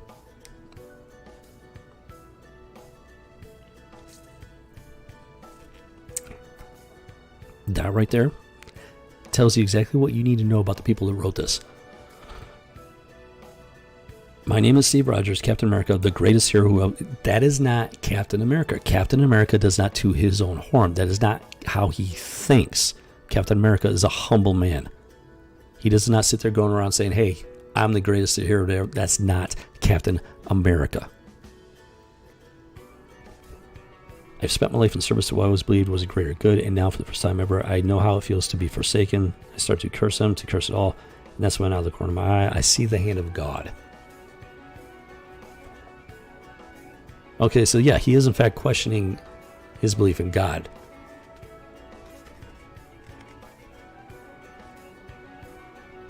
And out of the corner of his eye, he sees the hand of God. But doesn't show it, though. Out of the corner of my eye, I see the hand of God. But it doesn't show what he's talking about, the hand of God. Because then it cuts to this. Time's up, Rogers. And it shows... What? Hold on. So he stands before him. What a surprise, you're still here. Now do you see, pathetic little man, do you see how you've wasted your life in a service to a lie? How you've... ... Why are you smiling? Open doorway, arg.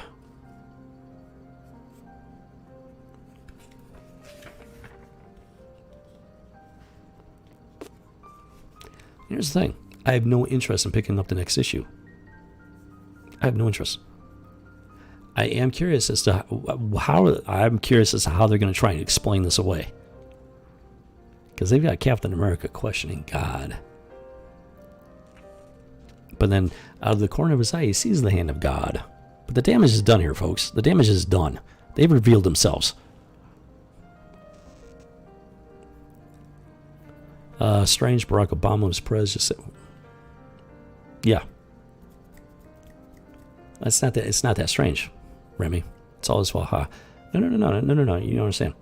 Real pop culture matters, and we're proving it here on the House of G. Real world events had brought this to fruition. 1995-96, the Great Divergence. Stuff happened in the real world that gave these people the ability to take control of the comic books.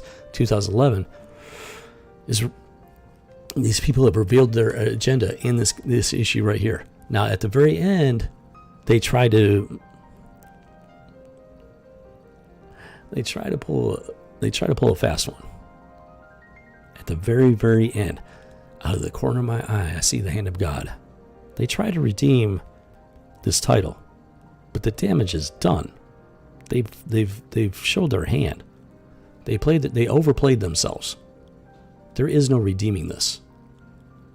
They have revealed themselves fully. There is no redeeming this. I never picked up another issue because it was just so vile. God doesn't appear in the corner of our eye. God works in mysterious ways. He does. You gotta understand something, right? God does not always. He's not out. A lot of what he does is not in your face. Like God works in people's lives all the time, and they don't recognize it. Because there are times when it is subtle. Now there is times when he does fully reveal himself. There are those times. But in hindsight, looking back, there are times when he's worked in my life and I didn't recognize it because it wasn't like in your face. Not in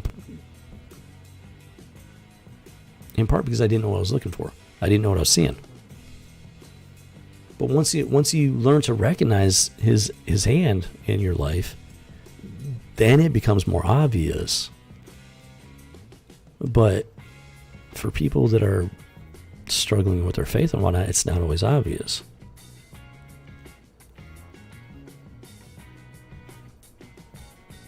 So in those circumstances, he does appear in the corner of your eye, and you look, oh, there he is. Now, there are people that are going to recognize the hand of God, but then there are going to be people that don't recognize it because they don't have discernment. They don't have the faith. And it's not because God's being sneaky.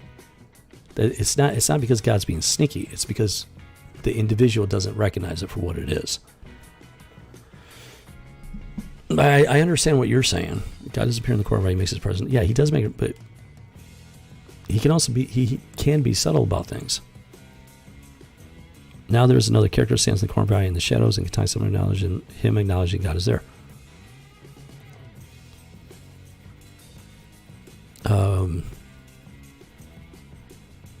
No, I understand what you're saying. But in this case, it's not out of the corner of my eye, I see the hand of God. Yeah, sometimes God works, and we don't. You gotta understand something.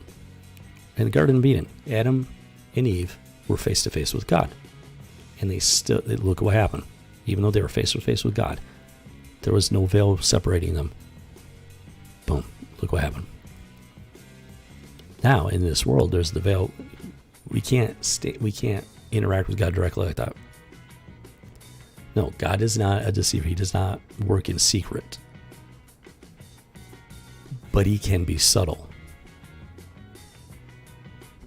Because when in the Garden of Eden, God was very direct. He was face to face. And it still wasn't enough to keep all of that from happening. Now we're here. He doesn't work in secret, but he can be subtle. The difference is that when Satan is at work, he works through deception. Even when God is being subtle, it is still based in truth.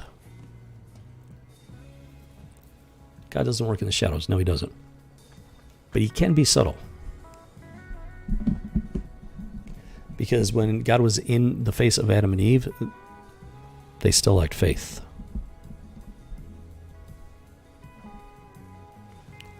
So that last panel, out of the corner of my eye, I saw the hand of God. They were trying to redeem this bullshit propaganda, and they failed miserably. No. That is the worst case of bait and switch I've ever seen, in comic books at least.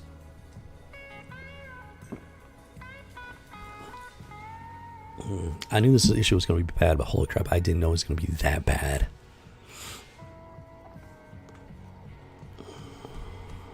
I mean, this is straight up propaganda. It is political, ideological, anti-American propaganda.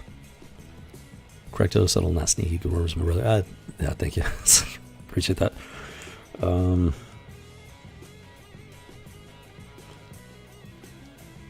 These people are so freaking lazy. They're just lazy. There's an ad in here, right, for the Hercules comic book, 2011. But it's not Hercules. It's not Hercules. No. It's Herc. They're so freaking lazy, they can't even spell out the full name.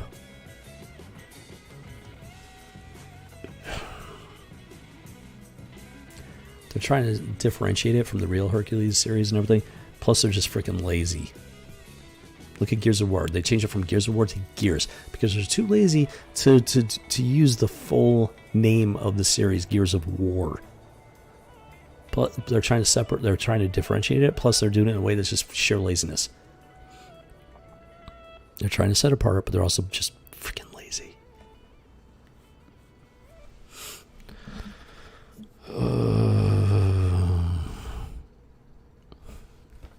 These people are unbelievable. Remy, sometimes I'll make suggestions for the sake of your argument. No, I got you. No, it's all good. Like, I'm not mad at you. Nothing like that. It's, no, I do. I appreciate you, Remy. I do. Ha ha ha, Herc, bruh. Seriously? Yeah, seriously. It's like, this is 2011. This is 10 years ago. This is before, even just as recently as 10 years ago, they were pushing this bullshit in your face. They completely took over in 1995, 96, and 2011. This is what they gave us. And the ultimate Captain America, this is an alternate universe Captain America. Even with this, pushing this on society, they still weren't satisfied with it. They finally crossed over into the real Captain America titles, the real Captain America, and they butchered them. Because even this was not enough for them. They couldn't stop there. They crossed over to the real Captain America and they butchered them. But they have even enough energy to say bruh after the... Seriously. They can't say bro or brother. No, it's bruh. In a year or two, it's going to be buh. Hey, buh. Hey, buh. How you doing, buh? What's up, buh? They can't even... They won't even be able to... They won't have the literate capacity to say bruh. It's going to be dwindled down to buh. Hey, buh. Hey, sir. Hey, buh. Hey. They're getting dumber and lazier with each passing year at this point. There you have it. Ultimate Captain America #3. Absolutely horrible, terrible issue. Terrible title. It's just in-your-face propaganda. Anti-American propaganda. It's not even a comic book at this point. They're not even hiding it. It's just straight, pure propaganda. political, ideological. Okay, chat is acting weird. It's not auto-scrolling like it should be. Again, crack myself up. There's nothing wrong with that. Don't ever apologize for that. I crack myself up all the time. Somebody's gotta make me laugh. Come on. As expected, this has been absolutely crazy, off the chain. House of G. I've come to expect it.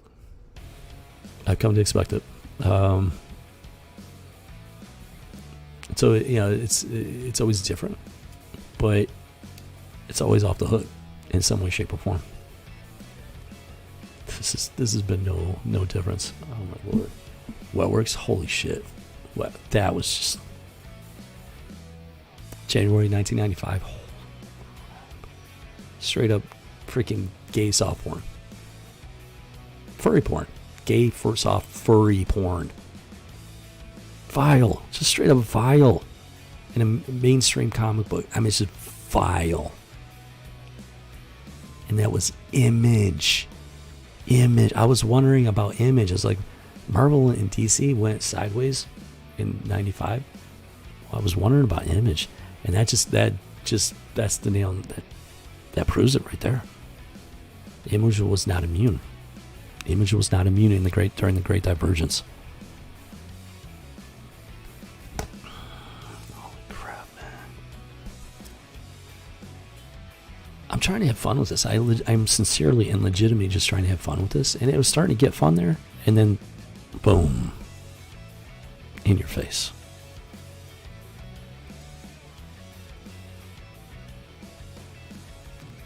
I have no control over it. I'm not the one that created this stuff. I'm not the one that wrote it, drew it, published it, sold it. No. This is them. They're responsible for this, not me. I was actually starting to get into the fun side of it, and then boom, soft gay furry porn. What the fuck, man? I mean, it's just vile. A definition of vile and disgusting. That's why I left comic books in 2012. I had enough. I completely forgot about that because I blocked it out. That's how vile it is. I blocked it out. It's coming back to me now, but yeah. All those years, 1994 to now, I blocked it out. I didn't want to remember that. Why would anybody want to? Number one, be exposed to it. Number two, why would anybody want to remember that?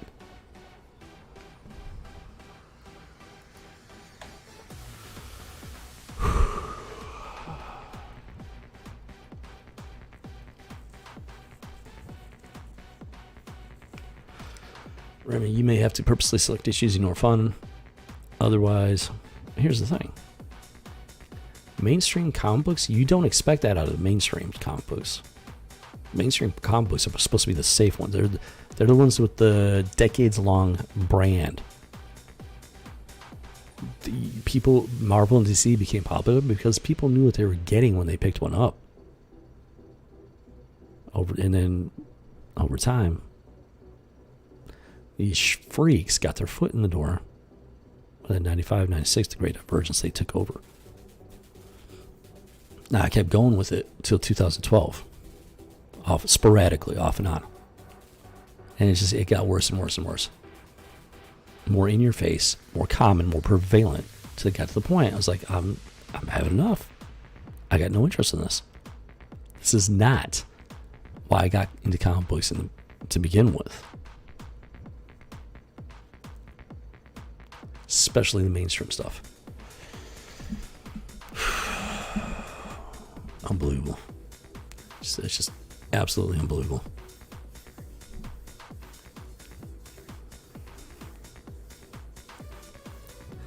I'm trying so hard to just be as lighthearted as I can with this, to have fun with it, and there are moments when it happens, and I'm starting to get there. Today's a good example. I was at Wetworks, the source book. There were signs of wokeness, but nothing crazy. Issue number 4 wasn't terrible. There was nothing that jumped out at me. But then issue number 5 just came out of nowhere. Just this left hook, boom. And I'm telling you right now, that is why I dropped the title. That right there is why I dropped it. No ifs, ands, or buts. I remember raising my son in that cultural environment. It was a challenge to bring up as a masculine figure. Well, when it comes to masculinity, there's a lot of variables going on. By that, I mean, as a man, I can't imagine what it would be like now. Yeah. If I had kids at that age right now, I would not allow them to buy modern comic books, stuff like that. I would not allow it. I wouldn't, because it's been just absolutely bastardized. He turned out good. That is good to know. That is good to hear. It's good. That's good news for me. That is. Jimmy Cricket, man. Okay. I think we're getting down there. 1 second there. I think we're getting close to wrapping this one up. This has been, as expected, a very crazy, unexpected, and intense stream.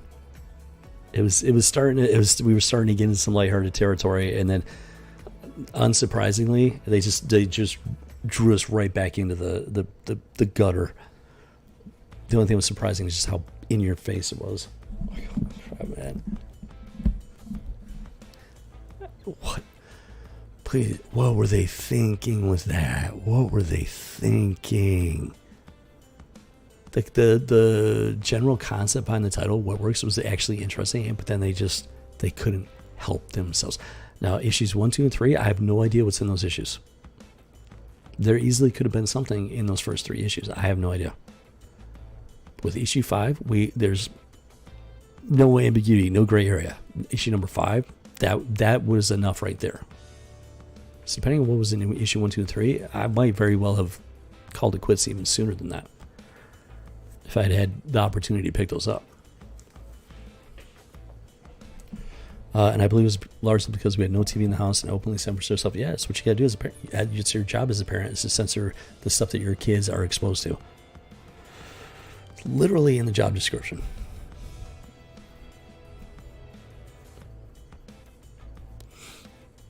But a young boy's best bet at growing into man is to have a masculine father. That is his best chance. I'm not saying it's impossible without a masculine man around.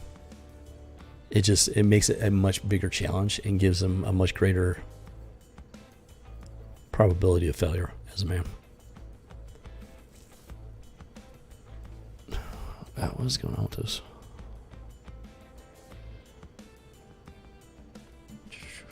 I'd be curious to what they reported their sales of these crap issues are. I could probably look it up. Yeah, I'm curious at what they reported. If I had the time and stuff like that, I would look it up. I would put that information together. I just don't have the time for it, unfortunately. If somebody else wants to do that, that'd be fantastic. I would love to see the numbers and everything. Maybe someday I'll be able to get around to doing stuff like that again. Just not right now. My main channel it's taking up all my time. It's just the main channel is coming together the way I was hoping it would. It's just I've got to stick with it. I believe in what we're doing over there in Rebel Squadron, and I just got to keep pushing it. I got to keep grinding it out. Maybe at some point I'll have the resources and I can start doing more with House of G again. And that's the type of thing that I would like to be able to do with it, but I don't know. It's just got to be, the grind is life.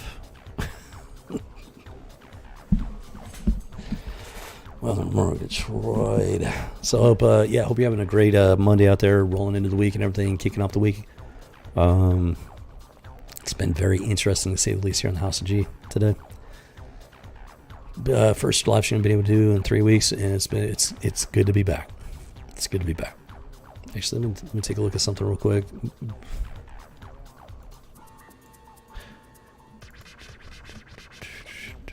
Okay, so far so good. So far, so good. Yeah, cautiously optimistic. Let's put it that way.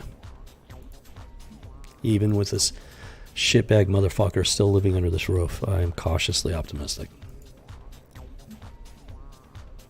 Pardon my language, but that is me exercising control. put it that way. So yeah, at the moment at least, things are looking good.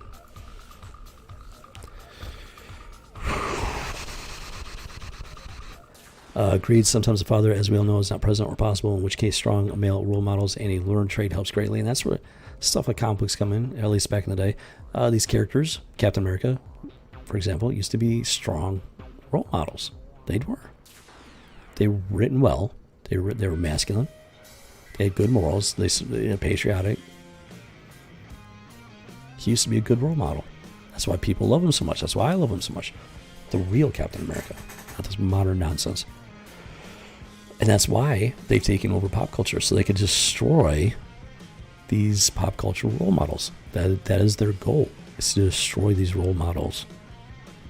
They don't want us to have any role models, period. Whether it be real life fathers, whether it be comic book characters, movie characters, books. You know, the comic books that don't have pictures, books, those books. Yeah, those exist. Just in case anybody's wondering. Like this channel. I appreciate that. That I will take that as a very high compliment right there. Haha, he said bad words right after.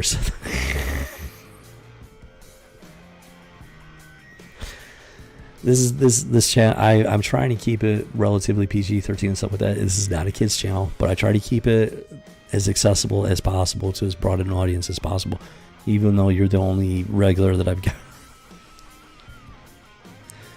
And it's the content. YouTube does not like this kind of content. They will not promote this kind of content. People in general out there, I'm not sure they're even ready for this kind of content. We do deep dive archaeology, pop culture archaeology, and I don't think people are ready for it. That's what I'm gonna keep doing. I'm not gonna change it up. Not like that. Not for those reasons. We'll see. Time will tell. Only time will tell. That's what I'm saying. This channel, I don't expect this channel to ever make money, because I can't do what those guys are doing, because it's not me. I gotta be true to myself. I gotta make sure the channel is true to itself. Also, I am guilty of it's okay. It's part of being human. It's all part of being human. Well, it's going to be on my site whenever that happens. And you have no idea how much I appreciate that. I really do. In fact, they're even planning it. I appreciate it. So, Mother Murgatroyd. This has been quite the stream. It really has. Every single stream is surprising, unexpected, and just something else, to say the least. The link with hella hashtags and at least local. Every bit of support is appreciated. Thank you, Remy. YouTube's not going to promote us. So that's why we got to build up a community that's going to promote it, word of mouth, get it out there, build that support. Whether this is, even if this House of G stream on Monday, if this is the only thing I'm ever able to do with it, that's what I'm going to do with it. But if I'm able to get the resources and whatnot to be able to do more with it, I will do more with it. As far as the community goes, the more you guys get the word out there and help to build it up, the more it'll be able to grow organically, and I'm fine with that.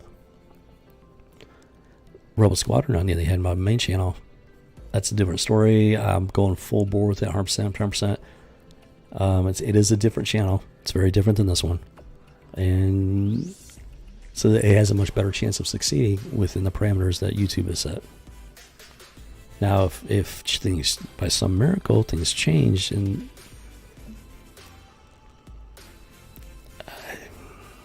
those are things that are beyond my control, and I can't worry about it. I can't worry about it. So it is what it is.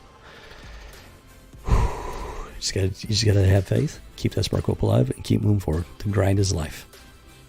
The grind is life. All right, guys. I think I'm ready to wrap this one up. It has been, as usual, an intense one, an interesting one, unexpected House of G. We're not pulling any punches here. We'll not pull punches. We're doing that deep dive pop culture archaeology, and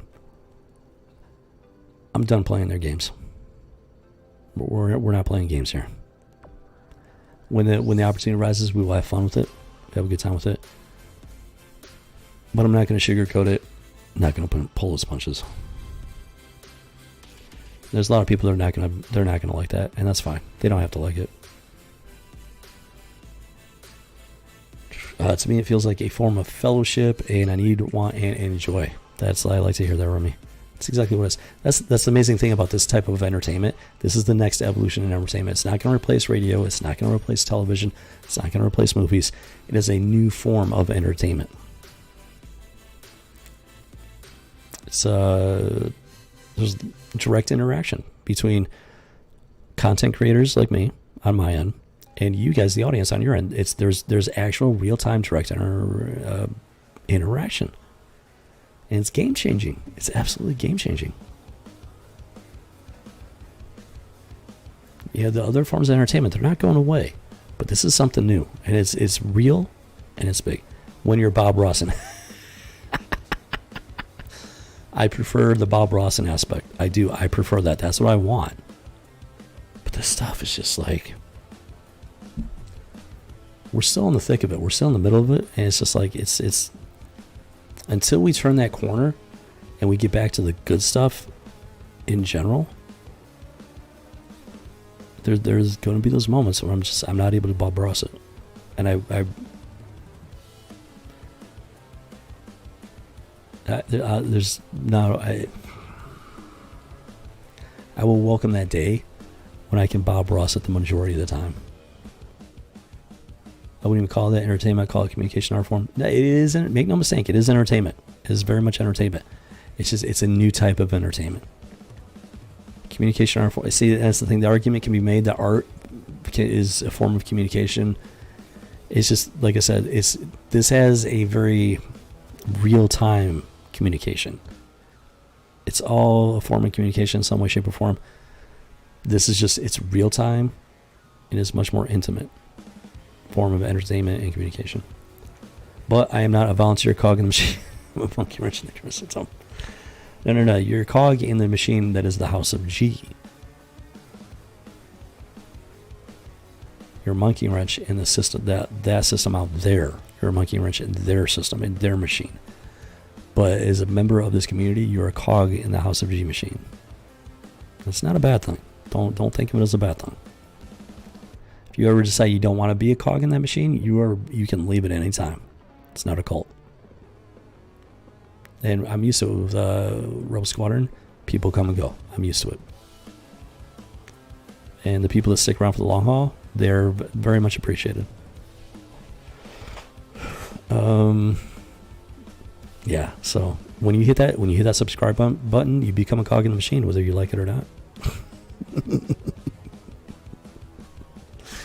And if you don't like it, you can always stop being a cog in the machine. You can unsubscribe and stop watching. So, I mean, that's just a fact. That's just reality of it. So,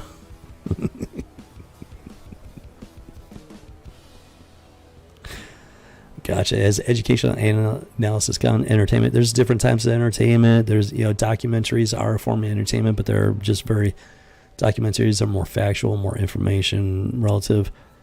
There's the type of entertainment that's just like, it's cotton candy fluff entertainment. It's like, okay, we have to build community. Okay. No, I'm glad you're catching on there. Remy, it has been such a difficult thing to convey to people. I've been trying, learning how to convey it has been challenging. But I think we're getting there. Finally. But it's definitely been a challenge, man. I'll stick around. I appreciate that. I appreciate that.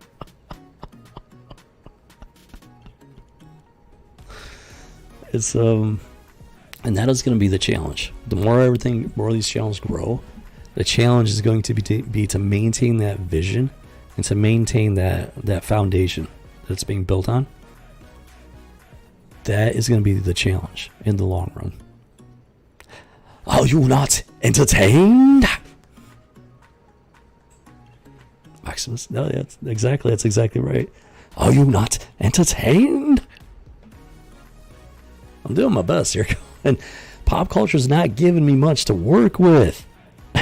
Because I'm not one of these charlatans that's walking the fence trying to make a quick buck, telling you what you want to hear. No. We're the real deal here on the House of G. This is the home of the original geek and the original gamer. I'm not blowing smoke up your skirt. That's not what I'm here for. If that's what you want, there are plenty of channels out there that are already doing it better than me, that are better than I ever could, because that's not who I am. No. This is the real deal here on the House of G, home of the original geek and the original gamer. We do in the pop culture archaeology, and when pop culture gives us the opportunity to have fun, we will have fun with it. But when pop culture is full of shit, we're going to call it out. I'm not straddling the fence. I am now talking out of both sides of my mouth. No, that's not going to happen here. So, yeah, when we get the chance to just straight up have fun with it, that is, I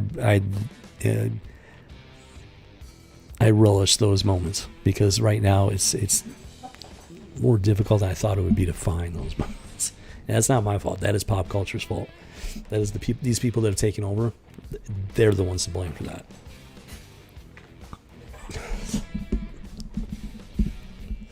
Okay, it's about time to wrap it up. I'm honestly, it's looking at the time, it's been as usual. The goal is roughly 2 hours on the stream, and almost every single time we go way over that. So I actually need to eat, and then I got a lot of work to do. So hope you enjoyed the stream. It's good to have the House of G back up and running. I hope you have a great rest of your Monday there, rolling into the week. If you want to hang out and kind of have, get more of the fun side of things here, stop by my regular channel, my main channel, Rebel Squadron. We're doing our best to just focus on the fun side of things over there. And so you're more than welcome to stop by and check it out. And otherwise, we'll be back next Monday with another episode of the House of G. Continuing with that deep dive archaeology. And as I get these loose threads tied up, expect some more information regarding the hacking situation. And then there's some stuff that's probably going to surprise you, because it shocked the crap out of me. Yeah, make no mistake, there is definitely more to come. So, have yourself a fantastic week. Have yourself a fantastic day there, evening. Yeah. Kicking this week off here. Boom. Hoop doggy. Hoop doggy. Yeah. No, it feels good to be back. It really does. Thank you for hanging out. Hope you enjoyed yourself. As crazy and unexpected and as intense as it can get here on the House of G, it is always a lot of fun. It really is. And this is something that needs to be talked about. One of the reasons why it fires me up so much is because nobody talks about it. Everybody's walking on eggshells because YouTube does not want you to talk about it. They do not want you to think about it. They want you to swallow the narrative whole, without thought, without question. And we will not be doing that here in the House of G. And do not be surprised if YouTube shuts this channel down at some point. Do not, if it happens, do not be surprised by it. I fully expect it to happen at some point. But until then, we're going to keep that machine turning. Keep those gears grinding, because the grind is life. All right, guys. You have a fantastic day. Have a fantastic week. If I don't see you on the Rebel Squadron, I'll see you next Monday, God willing. And it is that time. All right. Thank you for stopping by. Thank you for your support. Thank you for making the stream what it is. I'm doing my part, but you know what? You guys have a part to play as well. All right. See you. Have a fantastic day. This has been another House of G speaking into the void. Doggy.